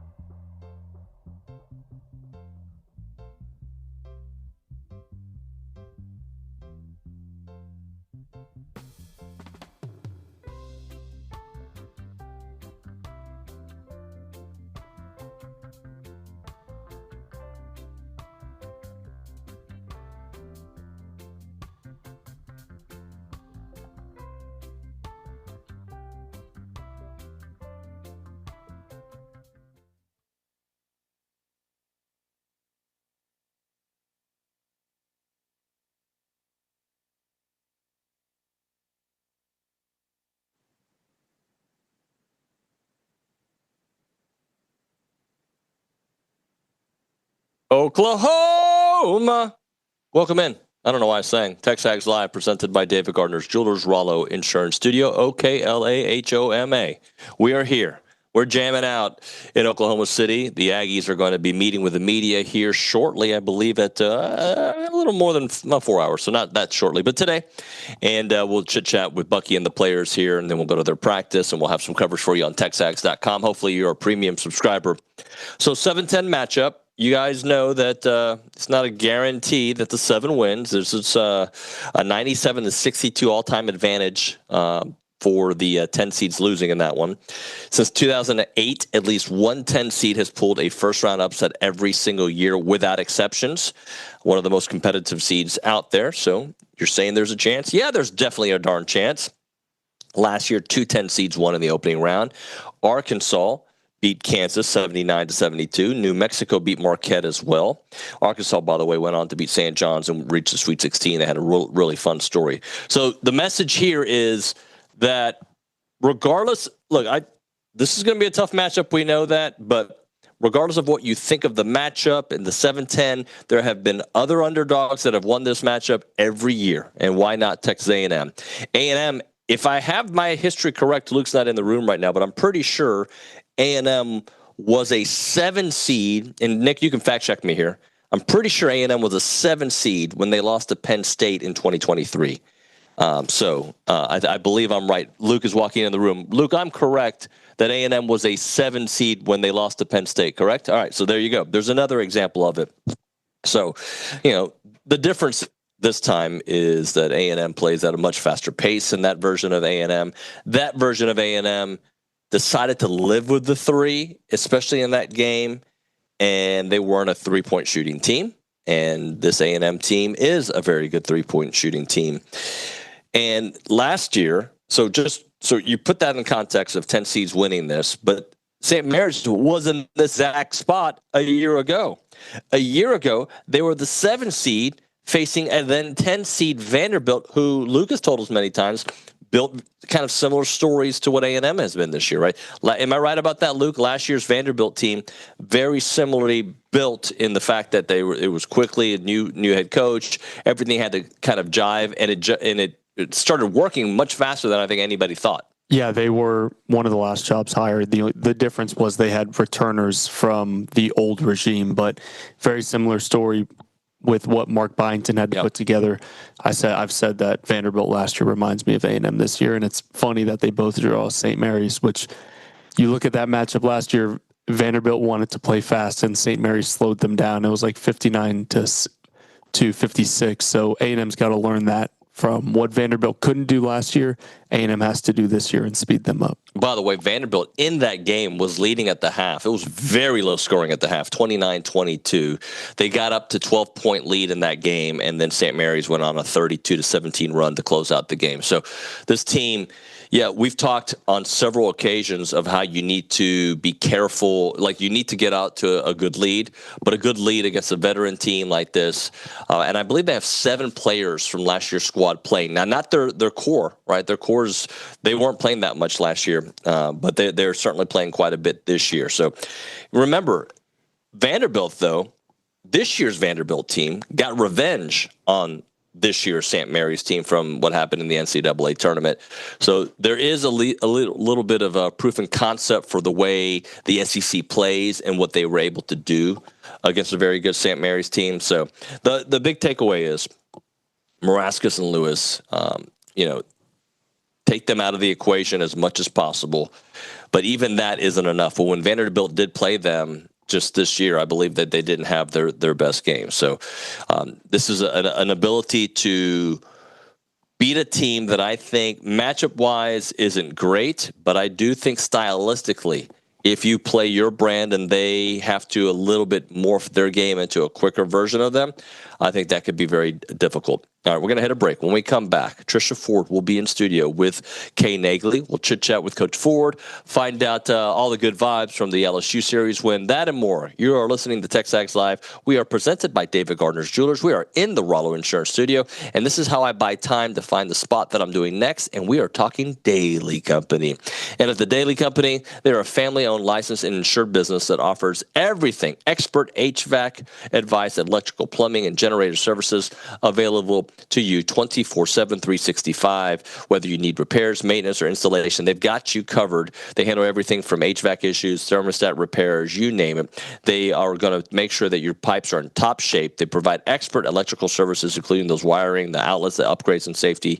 And when it comes to generators, they offer repair, maintenance, installation. They serve College Station, Houston, and Austin. Of course, Bryan. They offer upfront prices with no surprises.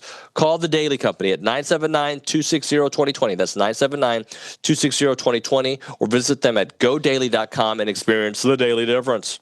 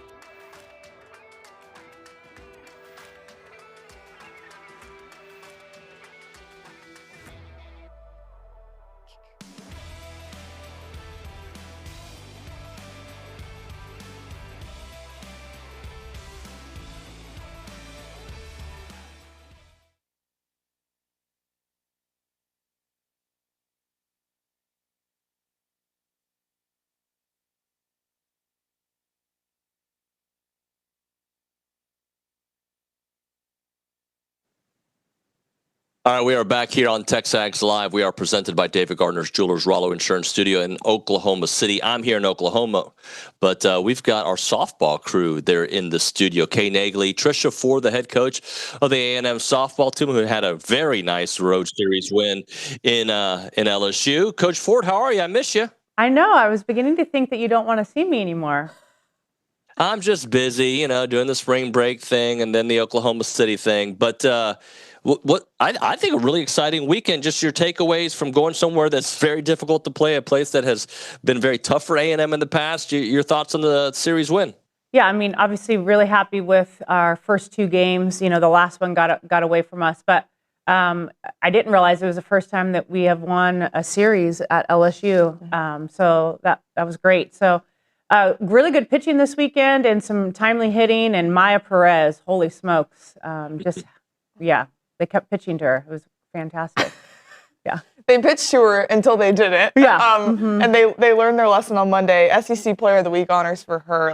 It's always bound to happen, right? But just to see her heat up right when SEC play kicks, it's got to feel good. Yeah. I mean, she's so much fun to watch, hit. She's a true hitter. I think her and Kennedy Powell this season so far have just every single week have shown up to play.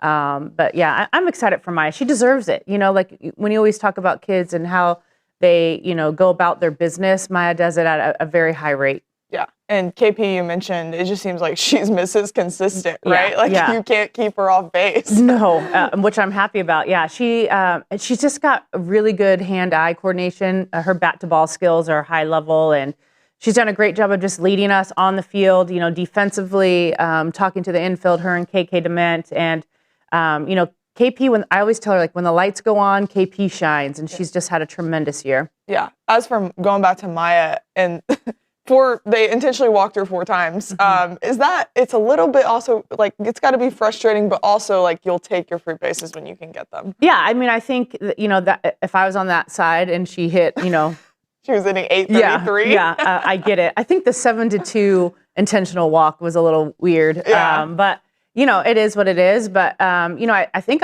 what I'm really excited is Warwick really had a great at-bat at the end of the game there. And, we have some pieces around them that are going to have to step up. And I'm excited because I think that, Talon Edwards, Michaela Warwick, Ariel, we call her AK, have just done a really good job this year. And we had an off game on Monday, and that's going to happen. But I'm excited about kind of how that lineup is starting to come together. Yeah. How encouraging is it to, of course, you dropped the series finale, but just to be able to go and get to secure the series right away? Yeah, I mean, that was huge for us. I think, going in there, the first game, I thought we took advantage of some opportunities early in the game and got the big hit when we needed to. We kept putting, there was traffic on the bases every game or every inning. And so the last game, we still had that opportunity. We had bases loaded with 1 out in the first inning and couldn't get that hit. And, that's going to be the difference. Yeah. The wind's blowing out. It was kind of some crazy. I think our baseball team, we got that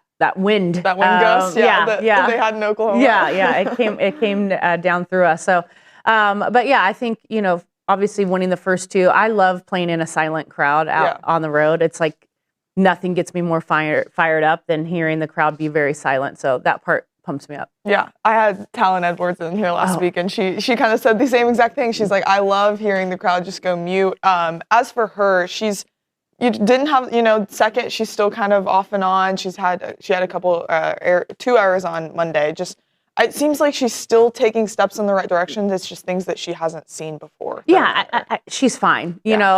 She is working really hard, and she had a rough weekend, and but still was very productive for us. So rough to her, and she has the ability to put bunts down, to do hit and runs. She's still doing a good job of kind of keeping it together, and that's part of the game. The game is hard. The baseball, softball, bat and ball sports are based upon failure, and so I think for her, it's like, okay, how are we going to respond to that? So I'm excited to see her get back on the field against Kentucky this weekend. Yeah. As for pitching, what did you like, not like? Yeah. I actually, I thought we had a pretty good weekend. Yeah. So the pitchers were kind of like, what, Coach Ford? So, I thought Peters did a heck of a job. That changeup, she sprinkled it in and just kind of froze him. Lessentine was just like she's kind of our Picasso. Like I always tell, like she paints when she pitches. So if you watch the game pretty closely, her first day out, she was more of an up-baller pitcher. On Monday or game 3, she stayed down in the zone and was able to, keep him off balance that way. And, I think just a tremendous job. Kate came in and did some really good things. The ERAs maybe don't look at it, but there were some miscues that don't go in the book. And it happens. There's so many times that our defense saves our pitching and our, Paisley Allen, how about that catch, in left field. And so I thought overall as a staff, they did a really good job. I thought our execution on, I want to say Friday, but Saturday, our game 1 in the circle was tremendous. Like Lessentine started, she executed her game plan. Kate came in, she chewed up the part of the lineup she needed to chew up, and Peters came in and finished. So that part, from a pitching coach standpoint, that's how I drew it up. That was nice. Yeah. And especially after the outing at Texas State, you wanted to see a response and you wanted to see, some consistency to some extent. And then to have the, the outing that they did right after that, that's gotta. It was good. Yeah. And the other one I want to mention is Grace Sparks. She didn't throw very much, but she came in and did what she did. She pounded the bottom half of the zone. That strike zone was pretty difficult for a down baller. And I thought she did a great job of keeping it down there, not getting rattled, sprinkling in her rise ball. Yeah. Sydney Lessentine, she's limited free bases to, a lot of the extent. It's just, I find it so cool that she can be, like you said, Mrs. Picasso, but also keep people off the base path. Yeah. The free bases drive me nuts. Yeah. The odds are in our favor, let's let them have to swing the bat. She's got really dynamic stuff. And so that's what I just keep telling them of trust that your stuff is good enough that you can throw through the zone. Mm-hmm. AK Ariel Kowalewski caught all this weekend. Just what did you like about her in SEC action so far? Yeah, she's, God, every time I talk about her too, I just smile. She's just such a good kid. I don't know how else.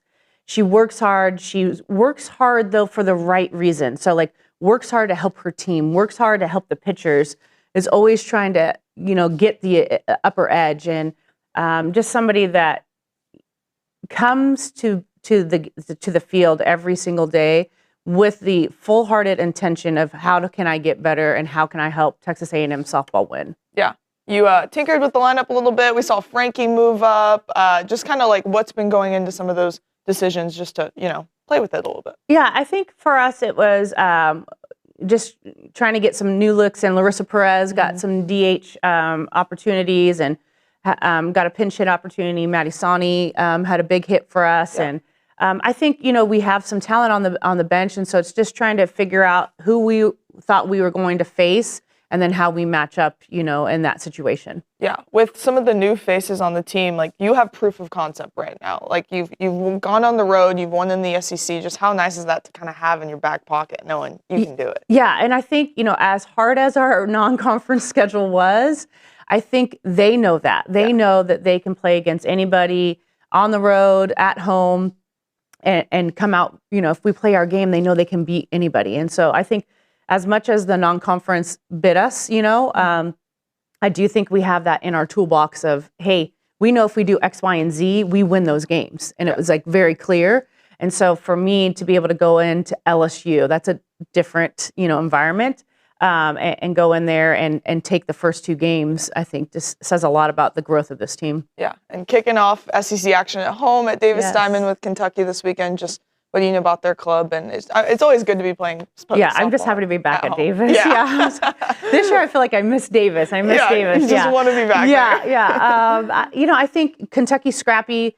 They have an arm from Texas that we're really familiar with, and Haley Nutter. She's a competitor, just fiery. So, I think every weekend is going to be kind of a, it's going to be hard. They have a couple big bats through the middle of their lineup. I mean, kind of like everybody else. So, we're familiar with their top 2 arms. We're pretty familiar with them. They're going to be tough, but I think we have a good game plan and, get out there and play softball. Yeah. Coach, thanks so much for coming in. Maybe David Nuño will want to join us. I think the girls are handling this pretty well. Yeah. David, back I think you guys are doing great. I'm a little jealous. I mean, he's just sitting back in the chair. He's just he's loving life right now. I mean, we've pretty much rerun the world, right? Isn't that the song? Yeah. Coach Ford, appreciate you. Kay, great job. Thank you very much. All right, we're going to hit a break here. When we come back on TexAgs Live, we're going to find out what's on TexAgs today. And we'll get to your text messages and phone calls, 979-693-1150. You are listening to TexAgs Live, presented by David Gardner's Jewelers in the Rollo Insurance Studio.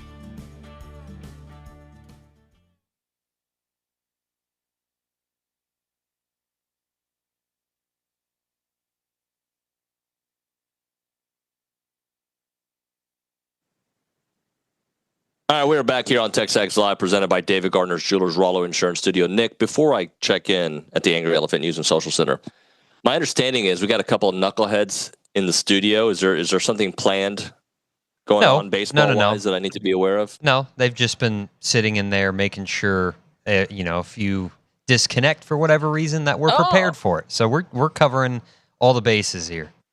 Look at that. I love our team. But yeah, they're doing a whole lot of horsing around more so than being prepared. But they're prepared to not horse around if the Wi-Fi goes out in this room. Correct. Okay. Thanks for the team meeting on the air. Let's now go to the Angry Elephant News and Social Center. Kayla, what is on TexAgs today? Well, before I talk about what's on TexAgs today, I want to say, if you haven't already, it's a great time to become a premium subscriber. Our team is in Oklahoma City covering everything A&M basketball. There's going to be so much content on the site, so it's never a better time to be a premium subscriber. And for On TexAgs today, we have preview content from the crew in Oklahoma City already on the site. We have a baseball recap by Richard Zane, sponsored by Aggieland Hydration. We also have a spring football article by Richard Zane, sponsored by Troubadour Festival. And the B Team is show from yesterday that's already on the site. We also have Spring Visit Recruiting write-up by Jason Howell that is sponsored by Pilot Roofing. And then later today, we will have wall-to-wall coverage of the NCAA tournament. Aggie basketball plays tomorrow. We're going to have photos, videos, write-ups. We're going to have everything for you on TexAgs. And later today, we will also have another B-Team podcast, and it will be live on YouTube later today. So make sure to subscribe for TexAgs Premium to get all of our content that's coming out later today. Great job. Thank you very much. Nick, I'm going back to you. So I recognize that social media algorithms are going to put in front of you things that you click on, that you're interested in based on your follows and some of your history, right? Of course, you're on the same page. I agree. All right. So on my live on X, okay, I won't read you all the things that are on the right because some of them are political, and I'm not going to tell you what team I'm on, although you know. The world knows. But you're on Team Freedom. You're Team Freedom.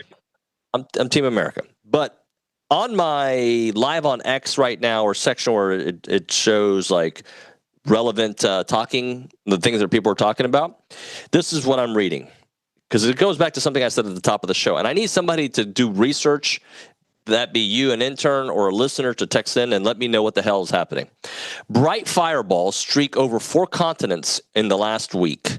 In the past week, bright green fireballs appeared over Europe on March 8th, Western Turkey on March 15th, Eastern U.S. on March 17th, and a fourth possibly from a SpaceX launch. Agencies like yada, yada. Basically, are the aliens attacking? What's going on with this all over the country? And there's video of this in 4 different continents. And yesterday, I think 4 different times in the United States, one of those being in Dallas and the other in Ohio that I know of. I think it's a distraction. They're distracting you, David. It's a distraction from the real problem.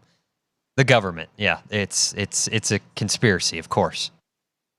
4 comments witnessed across 4 different continents. That just doesn't seem very normal, my friend. I would agree with you. Yeah. Yeah.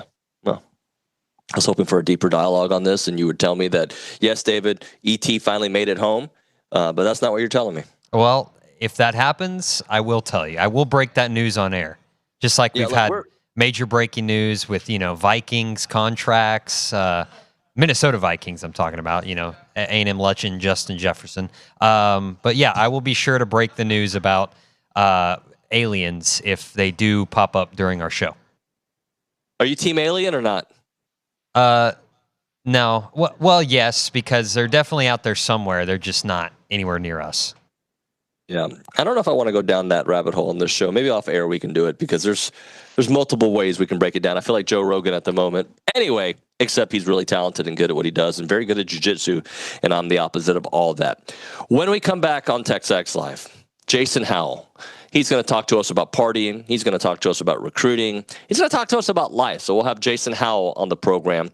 And after we talk to our good friend Jason Howell, Kendall Rogers, D1Baseball. We got to close out the show with some baseball talk, where things are with A&M after the Oklahoma series, the win yesterday over Texas State, and what lies ahead. So we got all that and much, much more. You're listening to the world-famous TexAgs Live from Oklahoma City, presented by David Gardner's Jewelers.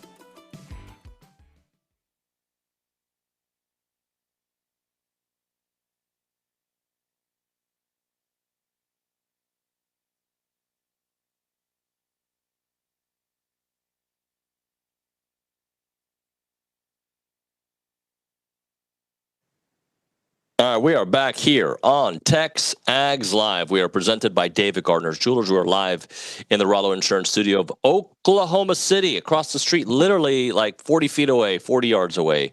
We've got the Payco Arena? Is that what it's called? Payco Arena, where the Paycom. Can't hear anything. Okay, I got headphones on. Callie's talking to me like it feels like she's whispering. Okay, Paycom Arena. Whatever it is, it's a place. It's an arena. People go, they watch basketball.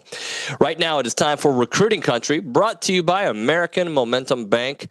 They are the only privately owned bank headquartered in Bryan-College Station, and they're committed to helping our community prosper by offering you a wide array of personal and business banking solutions, specifically designed to help build financial success with confidence and momentum.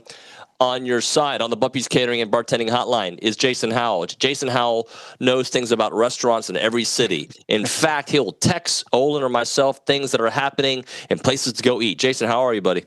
I'm good. I'm glad to see you guys made it up there nice and safe. Yeah, the drive wasn't that bad. I don't feel like we got that much traffic on the way here. But hopefully it's an extended stay because I'm pumped about Aggie basketball tomorrow. Yeah, it sounded like there were some arguments over some car music and stuff like that. Saw some of that discussion going on Twitter. But yeah, glad everybody made it up there and you guys are ready to go. It should be a fun one. Yeah, I don't think it's fair to take your ball and leave the game, right? Leave the yard when that's basically what OB did yesterday. Heard a couple of country songs he liked at the moment. God bless that a rap song came on or a Justin Bieber song came on. You know how many times I've been in a car with OB and he's playing, I don't know, music from the 1940s that was well before my time. I don't put my head. He's driving. I listen. No complaints. Anyway, first crawfish over the weekend. Your first crawfish boil. Yeah, we did our first crawfish boil, 45 pounds, and had some family and friends over. My stepdaughter was in town from New York City, so yeah, we had a group over and got them all seasoned up and ready to go. It was a lot of fun. That's one of my favorite times. One of my favorite things is whether it's barbecue, smoking a little meat, or throwing on the boil pot and getting some crawfish going. That's definitely something I've kind of jumped into a little bit over the last, I'd say probably 5-6 years. So I wouldn't say I'm great at either one, but well, I am getting pretty good at crawfish bowls. But that's not as difficult as watching the smoker sometimes. Jason, you a big March Madness guy? I love March Madness. I'm not gonna lie. When it comes to college basketball, the fandom's kind of waned a little bit over the years, but always loved March Madness. And to see Texas A&M in the mix this year, you know, following the team and Buckyball has been a lot of fun. And I can definitely tell, though, my picks have a SEC flavor, so you can tell what basketball I've been watching. Yeah. But I did go chalk on the pick for champion with Michigan. I think that's going to be a pretty big favorite for a lot of people. But I didn't have an SEC team losing a first round game, which I'm really rethinking right about now. All right, as long as A&M wins, we're all good, buddy. Absolutely. Well, I just know I'm just going, okay, pick them with your heart. Right off, throughout the bracket, and I look back and I go, maybe I should have rethought some of this, put a little bit more analytical hat on going through everything. So do you have Texas beating BYU? Is that what you mean, or you just meant winning their first? No, I do. I have Texas beating BYU. I have Arkansas going to the Final Four, which I think that was a pretty bold pick, but yeah. What about Florida? Florida, what did I have? Florida. I had them going far for sure. I think I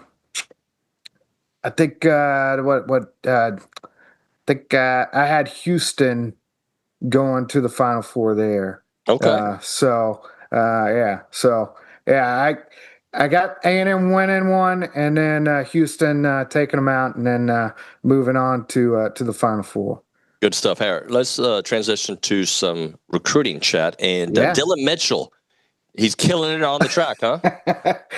Yeah, when you had the fastest time in the entire country in the 55-meter and 60-meter indoors, and those two times would stack up in just about any year. So it's not like he's skating by. These are incredibly fast times that he's posting, and one of those came this last weekend in the 55-meter to win the Nike Indoor Invitational in New York as 6:17, and he just continues to set standards. I think.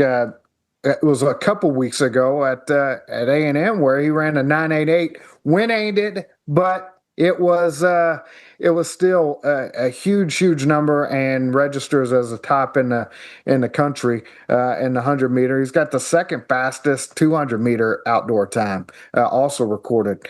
So he is just. We talk about. Devon Achane and what he did coming in, but these are different levels. We've seen guys like Jalen Watkins or Jelani Watkins out of Houston that put some big numbers up before he went on to LSU and now Arkansas.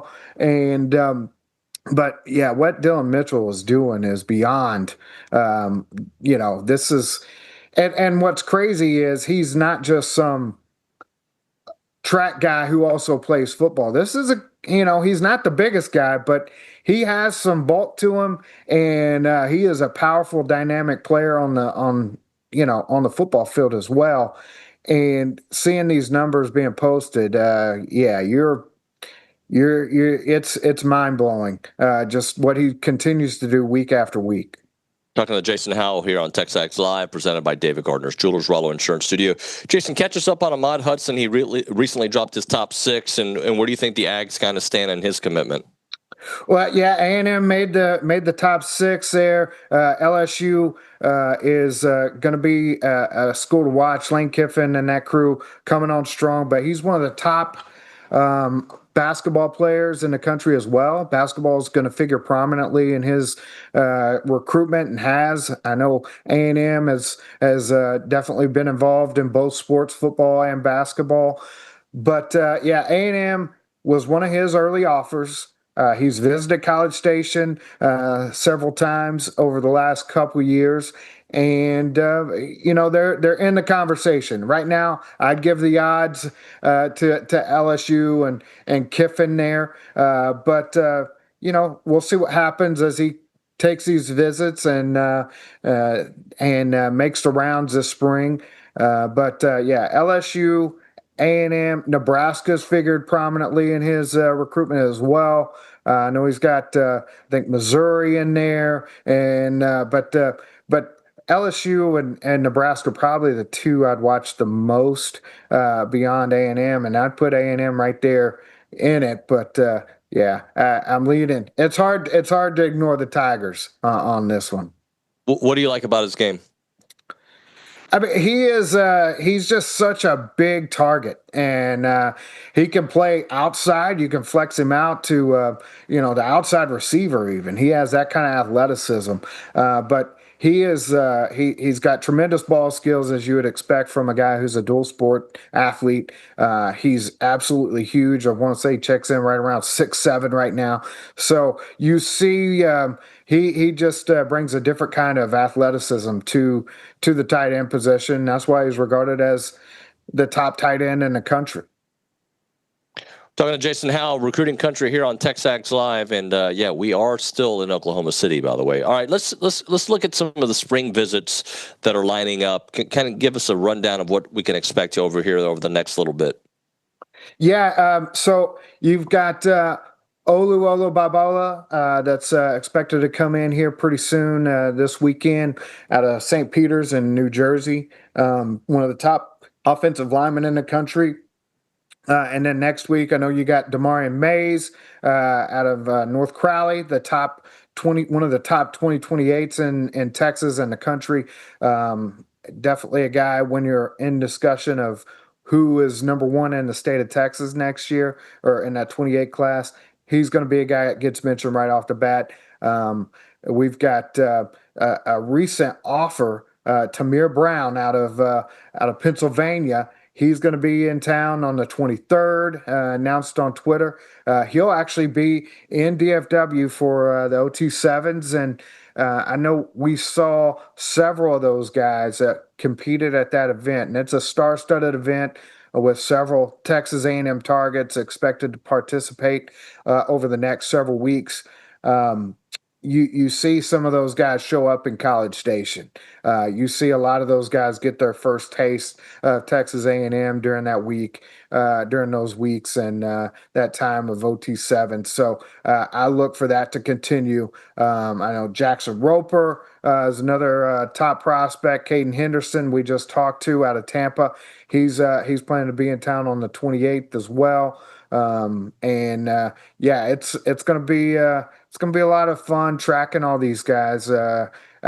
We didn't see that second junior day come to fruition in January, and there's going to be a strong push to get a lot of those guys on campus together, with a lot of the A&M commits and everything. But some of these guys already have official visits locked in, but getting them to spring practice is huge as they kind of make the rounds and continue to narrow their searches over the next few months.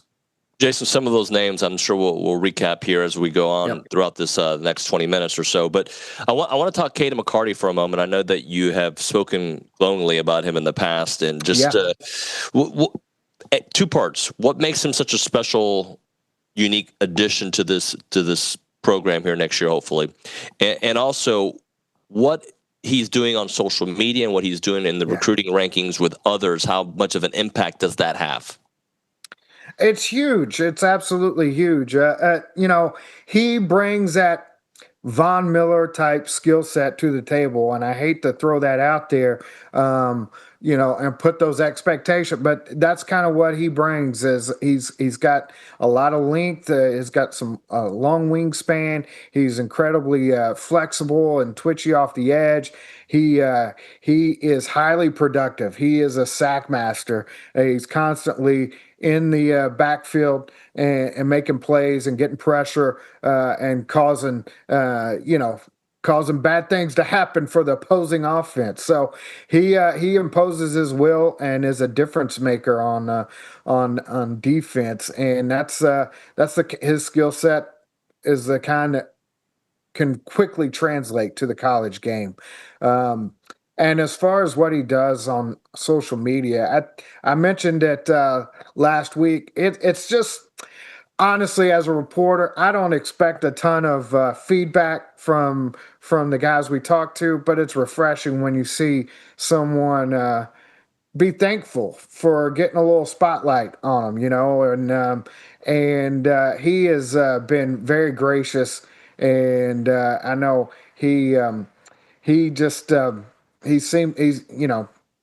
always got a bright smile, very personable young man, and I know Bronny and Cade have done a phenomenal job with that relationship down there, and will vouch as well, speak very highly of what he brings to the table, just as a strong character and individual off the field as he does, a player on the field. But he is. He's one of those guys that he's been very influential. I've had several prospects tell me about what him reaching out or being in their ear, and it's not just, hey, come to A&M, badgering them in that way. It's genuine relationships. It's getting to know them and their families, and kind of what you see in College Station, and kind of taking the lead from Mike Elko and the crew, and how to recruit those guys, and he's done a phenomenal job being a leader in the class, both on social media and just genuinely building relationships at all-star games and camps and things like that.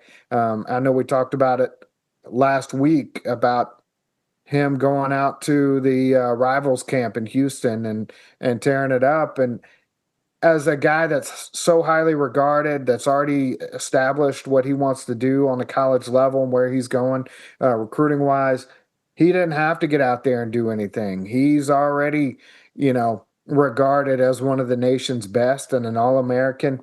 And he didn't have to go out there and compete, but it says something about his desire to get better and push himself. And those are some things that have to make coaches smile. I know Coach Elko's probably got a ear-to-ear grin when he sees things like that out of guys. And it's not just Caden. This entire group is doing that. You see a lot of competition out of these guys in this recruiting class. And I think this last weekend in a different place with a different top highly rated recruit who's also been talked about highly by other people about being a lead recruiter in the class, Kamari Dorsey. Yep. So, I mean, it's you see it throughout this class, and it's a credit to the character and just the desire that you see out of these young men to get better. Well, I was going to hit a break, but you mentioned Kamari Dorsey there. You put a note in here that he grabbed the MVP honors at the Under Armour Atlanta.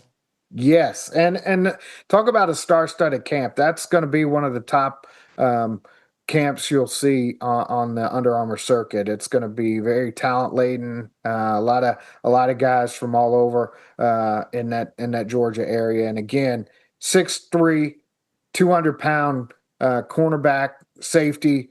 He can do it all back there in the secondary. And he showed it throughout the camp in one-on-ones and really turned a lot of heads in the way he competed every rep and took on all challengers. And he talked about just wanting to push himself and continue to grow. We can hit more on Kamari. I could go on about Kamari as well. I know Caden Henderson we just talked to in last night, and we posted an interview this morning.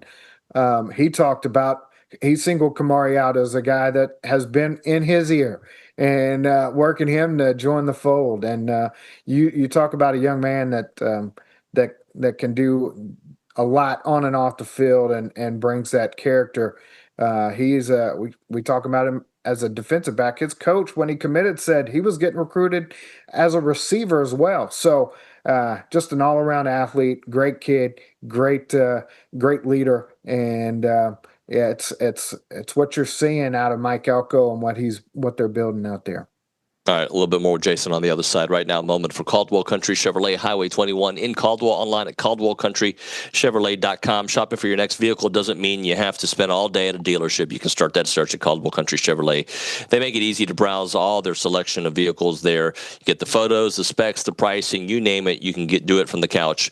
And if you see something you like, you can give them a call and start the process. They're going to answer every question for you. If you want to take it for a spin, they'll help you out with that as well. And when you find the perfect time to ride, you'll drive away with the exclusive free oil change for life. That's what they do for their customers. As long as you own that vehicle from Caldwell Country Chevrolet, they're going to make sure that you get it free for life. Remember, it's about a 15-minute drive, the edge of Bryan to the beginnings of Caldwell. Short conversation away, but you'll see the difference when you step on the lot and you do business with the great people at Caldwell Country Chevrolet. Highway 21 in Caldwell, online, CaldwellCountryChevrolet.com.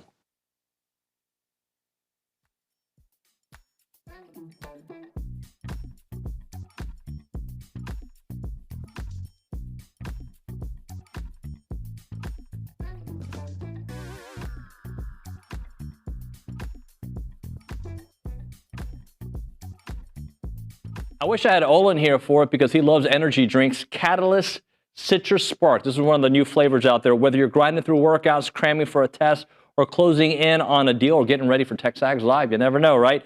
Fast becoming the go-to fuel for Aggies everywhere. Zero sugar. I'm all in for that. or synthetic sweeteners, no artificial colors or flavors. Catalyst delivers clean, high-performance energy with smooth, crisp taste that is never syrupy, designed for both health and hustle. You want to get going? You use this Catalyst right here. It's about pure energy and pure results. And what sets them apart? Packed with premium nootropics blended to boost focus, clarity, and mental stamina. I need this. I'm in, guys. I'm in. Plus, with plant-based caffeine, vitamin B12, B6, Catalyst supports metabolism and energy production, making it more than a drink. It's your lifestyle training partner. Built for competitors on the field, Catalyst fuels strength, focus, and pure results. Buy now at drinkcatalyst.com. That is drinkcatalyst.com. Train harder, think sharper, pure results. It's Catalyst.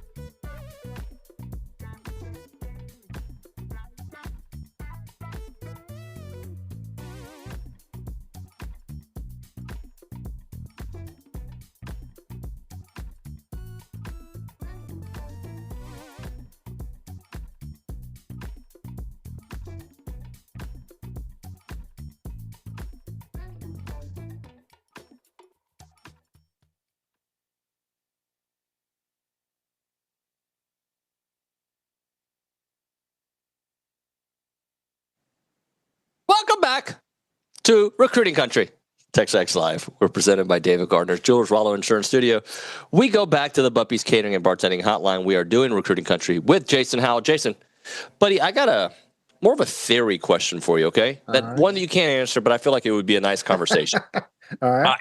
So basically, if the future of college athletics here in the next 12 to 36 months, somehow either through the government or a spinoff group, okay, they limit transfers again at some capacity, all right? Again, this is just a theory question. I'm curious how that would change the way kids select where they go. The reason I say that is when in today's world, again, this has been a few years now that these kids, the first couple of kids that were going through this in 22, right? There was a little apprehension maybe or learning the ropes. Now you can transfer whenever you want. Cup of coffee, transfer, go, right? And I'm curious what you think if they go back to a way where you have to sit out a year. The mindset is, and I'm kind of all over the place when I'm saying this, but I just kind of want to talk through it because I feel like today you can experiment, if you will. Hey, I can go there for a few months. If I don't like it, tomorrow I'll go here, right? Like, and I'm curious how selective maybe what the future, quote unquote, could look like if they go back to, all right, you get one free transfer, but after that is going to be a year. Yeah, that's an interesting scenario there. Looking back, you still see so much the relationships with the coaches and being developed towards the NFL level, and how much that factors into the decision. You do see things like I look back at like Jackson State when Prime was there and how they utilized that platform and the transfer portal once he got to Colorado.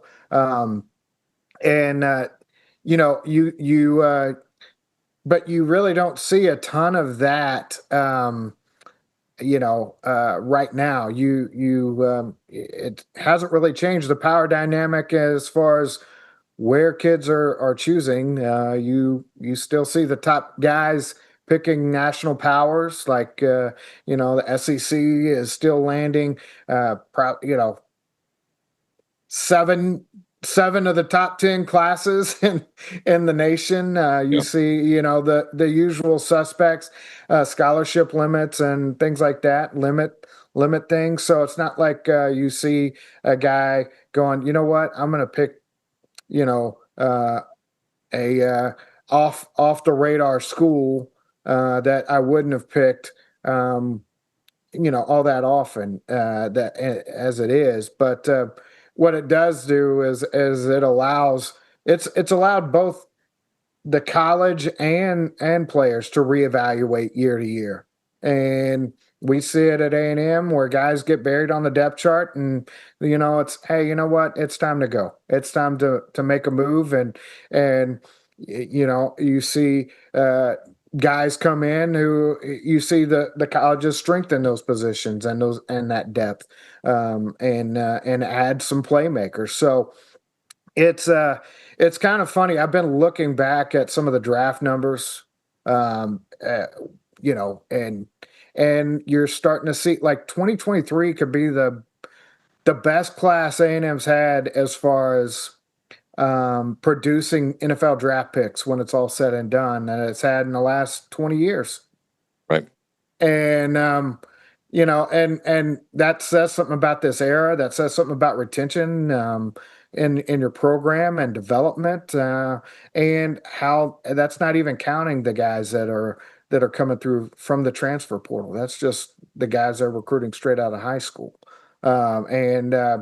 You haven't seen too much of a drop off in that from transfer portal era to what it is now. But yeah, it's just kind of interesting, and I don't know if that translates beyond Texas A&M.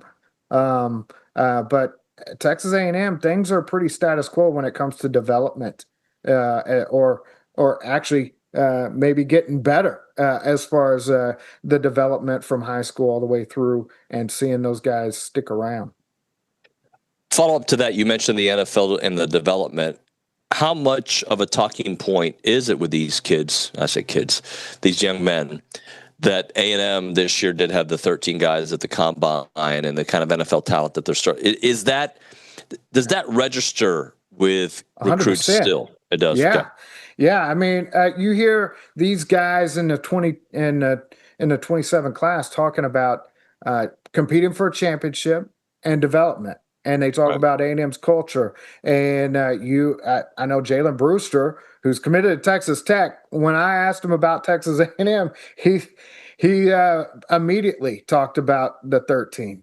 and the combine and what that defense is doing and how they're developing D linemen. That definitely plays a key role in all these decisions.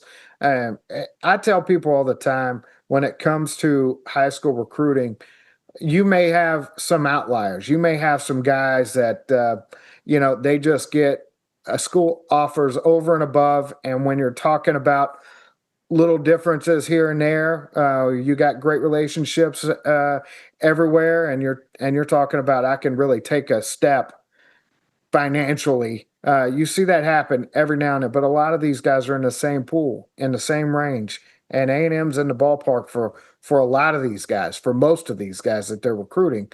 And when it comes down to it, those same old factors really are at the heart of those decisions. It's how do I get developed? How do I, as a football player, how do I progress as a young man and as a professional beyond the football field? What sets me up for that kind of success in the business world post football?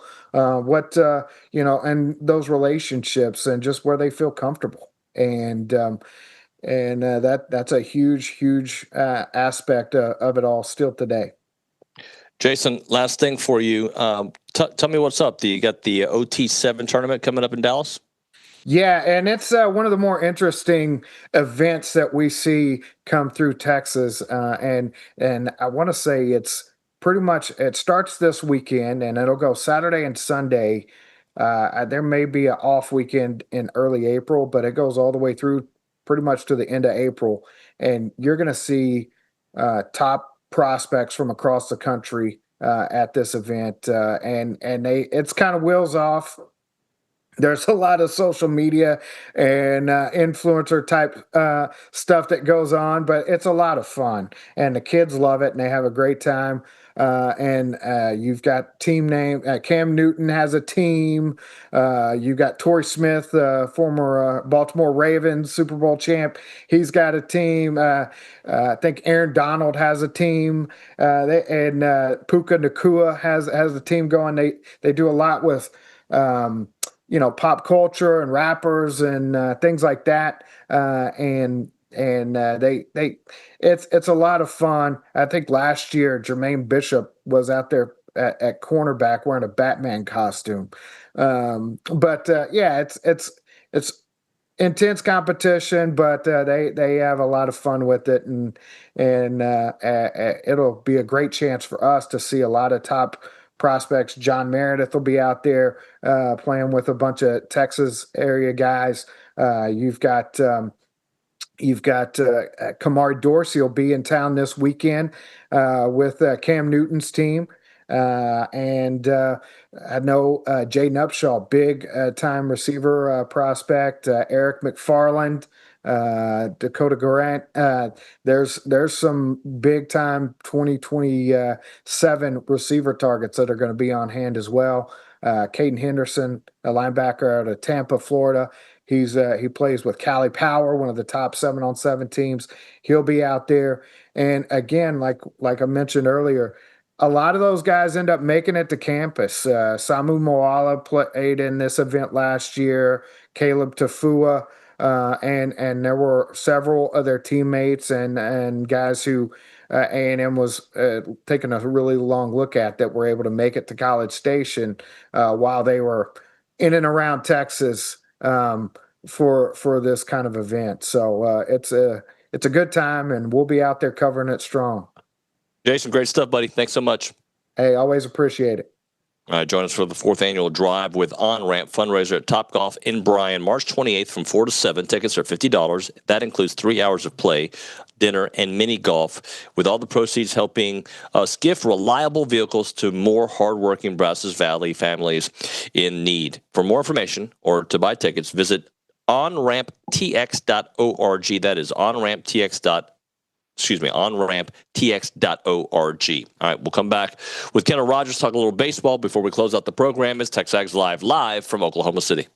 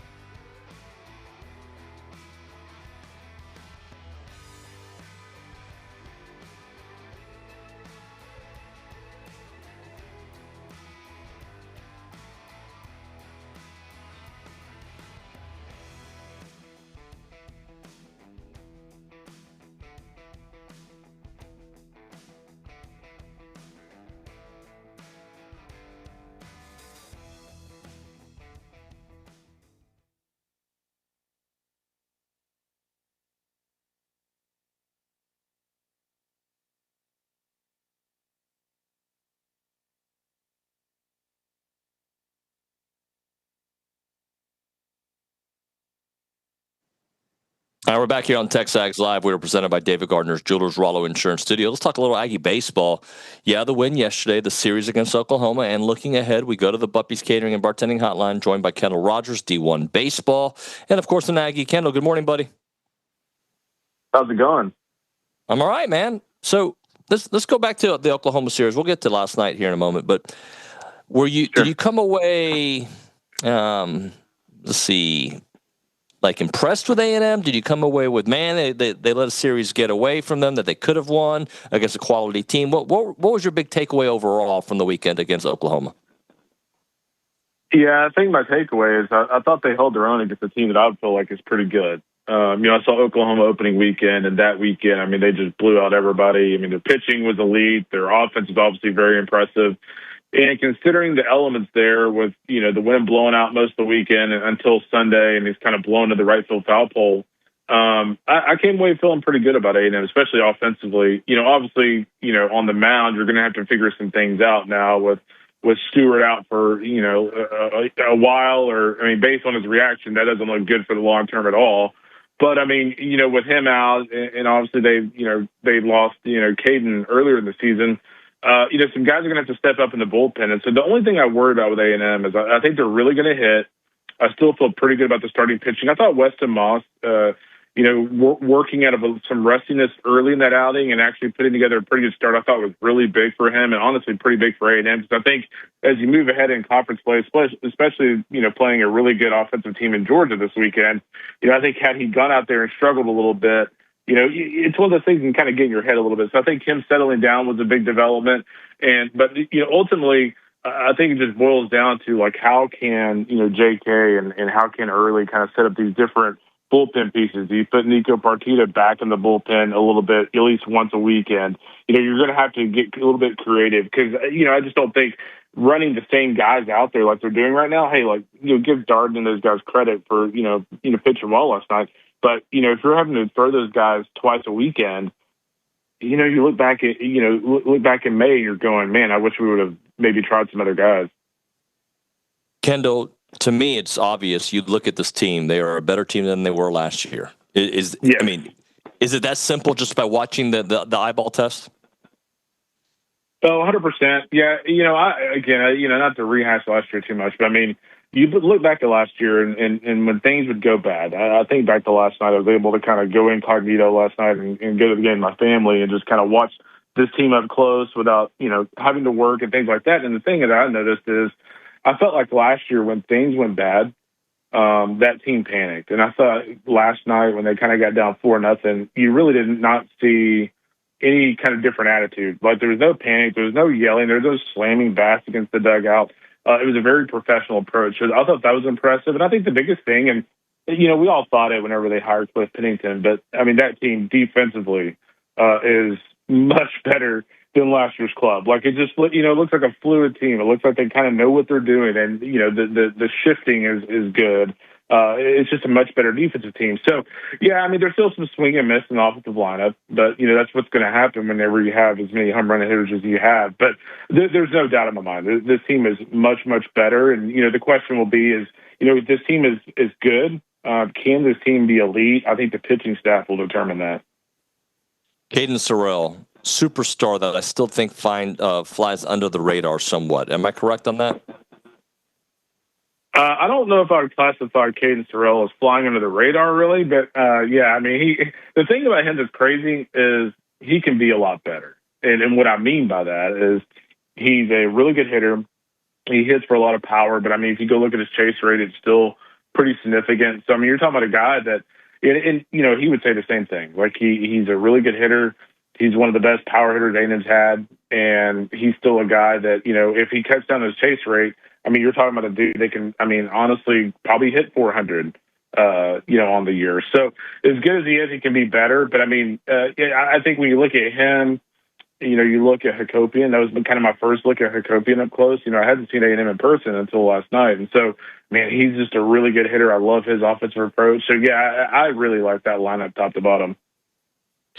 Maybe not fly under the radar, but I don't feel like he's one of the first names people say. Grahovic's going to get a lot of love because of what he did his freshman year and how good he is. Yeah. But I just feel like sometimes Sorrell is maybe not a forgotten name, but just not one of the instant names. Yeah, you know what's kind of interesting is I think a little bit of that is his personality. He's kind of a very quiet guy, like kind of unassuming, whereas Grahovic was, kind of a gargantuan guy as a freshman, like not only production-wise, but also like physically. So he kind of stood out a little bit. So I think a lot of it's just his personality. But yeah, there's no doubt. I mean, if you go talk to any scout in the country right now, I mean, he's first rounder and probably climbing at this point. If he honestly, again, if he cuts under his chase rate, I mean, he could be a top 10 pick. What's up with LSU? Yeah, I don't know what's going on there. I mean, somebody asked me the other day, does it give you kind of, 25 A&M vibes? I don't know if I'd go that far just yet with them, but there's something off. I mean, if you watch their games, one game, their pitching is really good. I think over the weekend, they, from a pitching standpoint, to kind of give you an idea of how wishy-washy they are. They pitched pretty well in one of those games, but, for the weekend, I think they had 29 walks in 3 games. I mean, that you can't win a series in the SEC with 29 walks in 3 games. So the problem they run into is when their pitching is good, their offense is, bad, and vice versa. The other thing, I don't love their body language. Again, they play OU this weekend in Baton Rouge. We'll kind of see if things change a little bit. But, I mean, this is now 2 weeks now that I'm like, hey, I want to see, like, a different body language out of this team. And it looks like a disinterested club. And again, that's the thing you worry about. And not only a national championship team, but you even look back at A&M last year with a team that played for the national championship, is you can just tend to have a little bit of a hangover, and they just look like a team who's not checked in. But, if there's one guy that I think can get them kind of back on the saddle a little bit, it would be Jay Johnson. Kendall, talk to us about Georgia Tech's offense and some of the historic numbers they're hitting. Yeah, it's kind of funny. I wrote about this the other day, but Georgia Tech right now, well, after last night, it's got to go down because I think they only scored 2 runs against Auburn. Auburn, by the way, they're red hot going to that Texas series this weekend.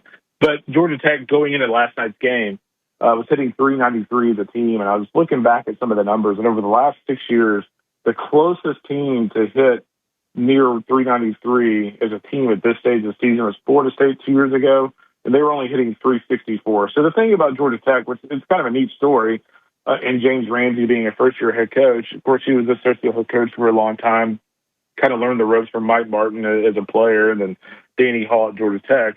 The thing that's interesting about them is just the depth offensively. I mean, Von Lackey is one of the best players in college baseball. Jared Amicula, a California transfer, has been really good. And what's kind of crazy is Drew Burris, who's been their best hitter the last 2 years, was like their lowest average hitter going into the Clemson series over the weekend. So, man, they're loaded offensively. And honestly, there's a lot of parallels there with A&M. You kind of wonder if they have enough pitching. Their pitching is just good. It's not great. So Georgia Tech and A&M are pretty similar, I think. A&M obviously not quite as offensive, but similar looks. So Georgia Tech struggled yesterday. I think it was yesterday against Auburn. Auburn this weekend against Texas, right? So big week for Auburn. Yeah, it really is, and we'll kind of learn a lot about both these teams. I mean, Texas lost last night to Tarleton State at home, and I think they had 1 or 2 hits in the entire game. So I mean, they go on the road to Auburn, and the thing about Auburn is, again, they're very offensive. I mean, Chris Rimbert, one of the best players in the country, Chase Fralick, one of the best hitters and catchers in the country, and so there's a lot of depth there. So that is going to be a fascinating series, and we'll find out a lot about both those clubs. Yeah. What about Texas? Talk to me about them. What you've seen from them so far. Yeah. What makes them good, and where are some vulnerabilities? Yeah, I saw those guys in Houston, and granted, Coastal was kind of a mess then, so it's kind of hard to gauge them. But, I mean, they looked really good that week in Houston. I think they have a lot of pitching depth. I don't think anybody would be surprised that Max has a pitching staff rolling. Ruger Riojas, has been a big key for them. He was a guy that last year, A&M fans certainly well accustomed to him. He was up to 93, 94 last year. I mean, he's sitting 96, 98 this year. So he's kind of taking that next step from a velocity standpoint.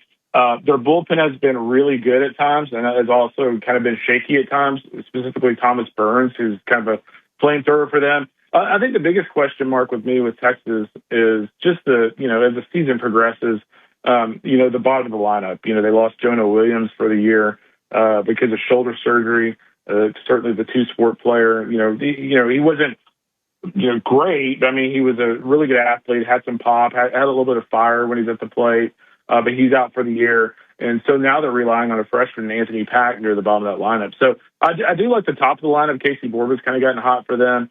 But, man, I'm very curious to see how they play on the road this weekend because they have not played in a true road environment against a really good team yet this year.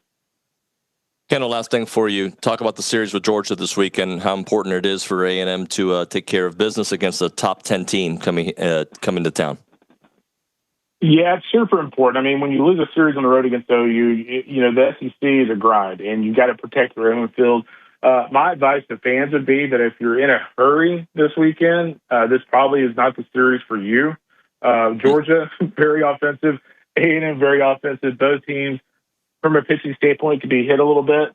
So, I think the biggest thing when you look at Georgia, is just kind of the evolution of their offensive lineup, specifically a guy like Daniel Jackson behind the plate. You go look at what he's done so far this year. I mean, 429, 14 bombs, 37 RBIs. He's been awesome. Brandon Hudson, a senior for them, has been, red hot with 11 home runs. And then Colby Brandt, certainly a guy that, A&M fans have seen for a couple of years now at UGA with 10 home runs so far. So, in essence, they can really hit. But, boy, they can be had on the mound. Kendall, appreciate it, buddy. Talk to you soon. You got it. We'll see you. See you, man. Kendall Rogers there on the Buppy's Catering and Bartending Hotline. We'll hit a break. We'll come back with a short final segment. You're listening to TexAgs Live, presented by David Gardner's Jewelers, live from Oklahoma City.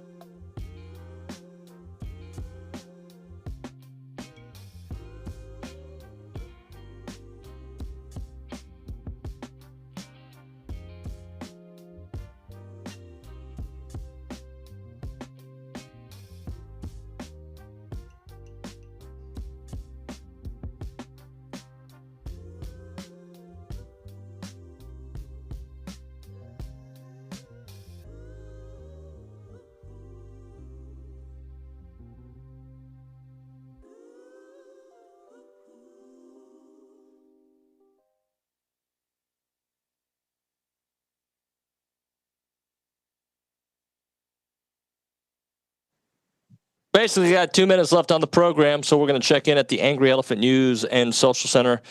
Kayla, what do you got to wrap it up? Well, I want to talk about Maya Perez a little bit. She won SEC Player of the Week. She batted .833 in 2 games this past weekend in the weekend series win in Baton Rouge. So just shout out Maya Perez. She's batting incredibly well, and they're playing Kentucky this weekend. So SEC series coming home to Davis Diamond, and I'll be looking forward to number 15 softball this weekend. Yeah, I'm looking forward to it as well. She was actually on our TKO Performer of the Week just yesterday before we headed out. Fantastic week. We kind of felt like she was going to get that Player of the Week. What else, Kayla? Well, number 23 baseball is playing number 7 Georgia. I know we were just talking to Kendall Rogers. I want to get your opinion on how we can boost baseball this weekend. A&M lost the weekend series last week in Oklahoma. How does playing at Blue Bell help A&M in this top 10 matchup? Well, a couple things. It's kind of what Kendall said there. You got to protect your home field and try to do the best you can on the road in this gauntlet that is the SEC, right? Like, I know people want to win every series, but against that pitching staff and that weather conditions, getting that one victory when you knew you could have had a couple more would have been huge, but they got one, right? And what you want to do is get at least 2 against Georgia. Offensive firepower, Blue Bell, fans will be crazy. It should be a great environment, and hopefully they take care of business. Georgia's they've had an interesting couple of years against Georgia, so I'll be very interested to see how it plays out this weekend. All right, friends, that's going to do it for TexAgs Live here on a Wednesday. We've got practice we're about to hit. We're about to hit practice here and press conferences. You're going to go put up some shots? What's that? You're going to go put up some shots? I'll play some defense. Oh, nice. I'll shut a fool down. You put a St. Mary shooter on me. Let's go. I don't care if they're 7 foot. Have you seen my defense, Nick? You have. I have, yes. Yeah, there's an echo, so I quit. Thanks so much, everybody, for watching and listening. We will see you mañana.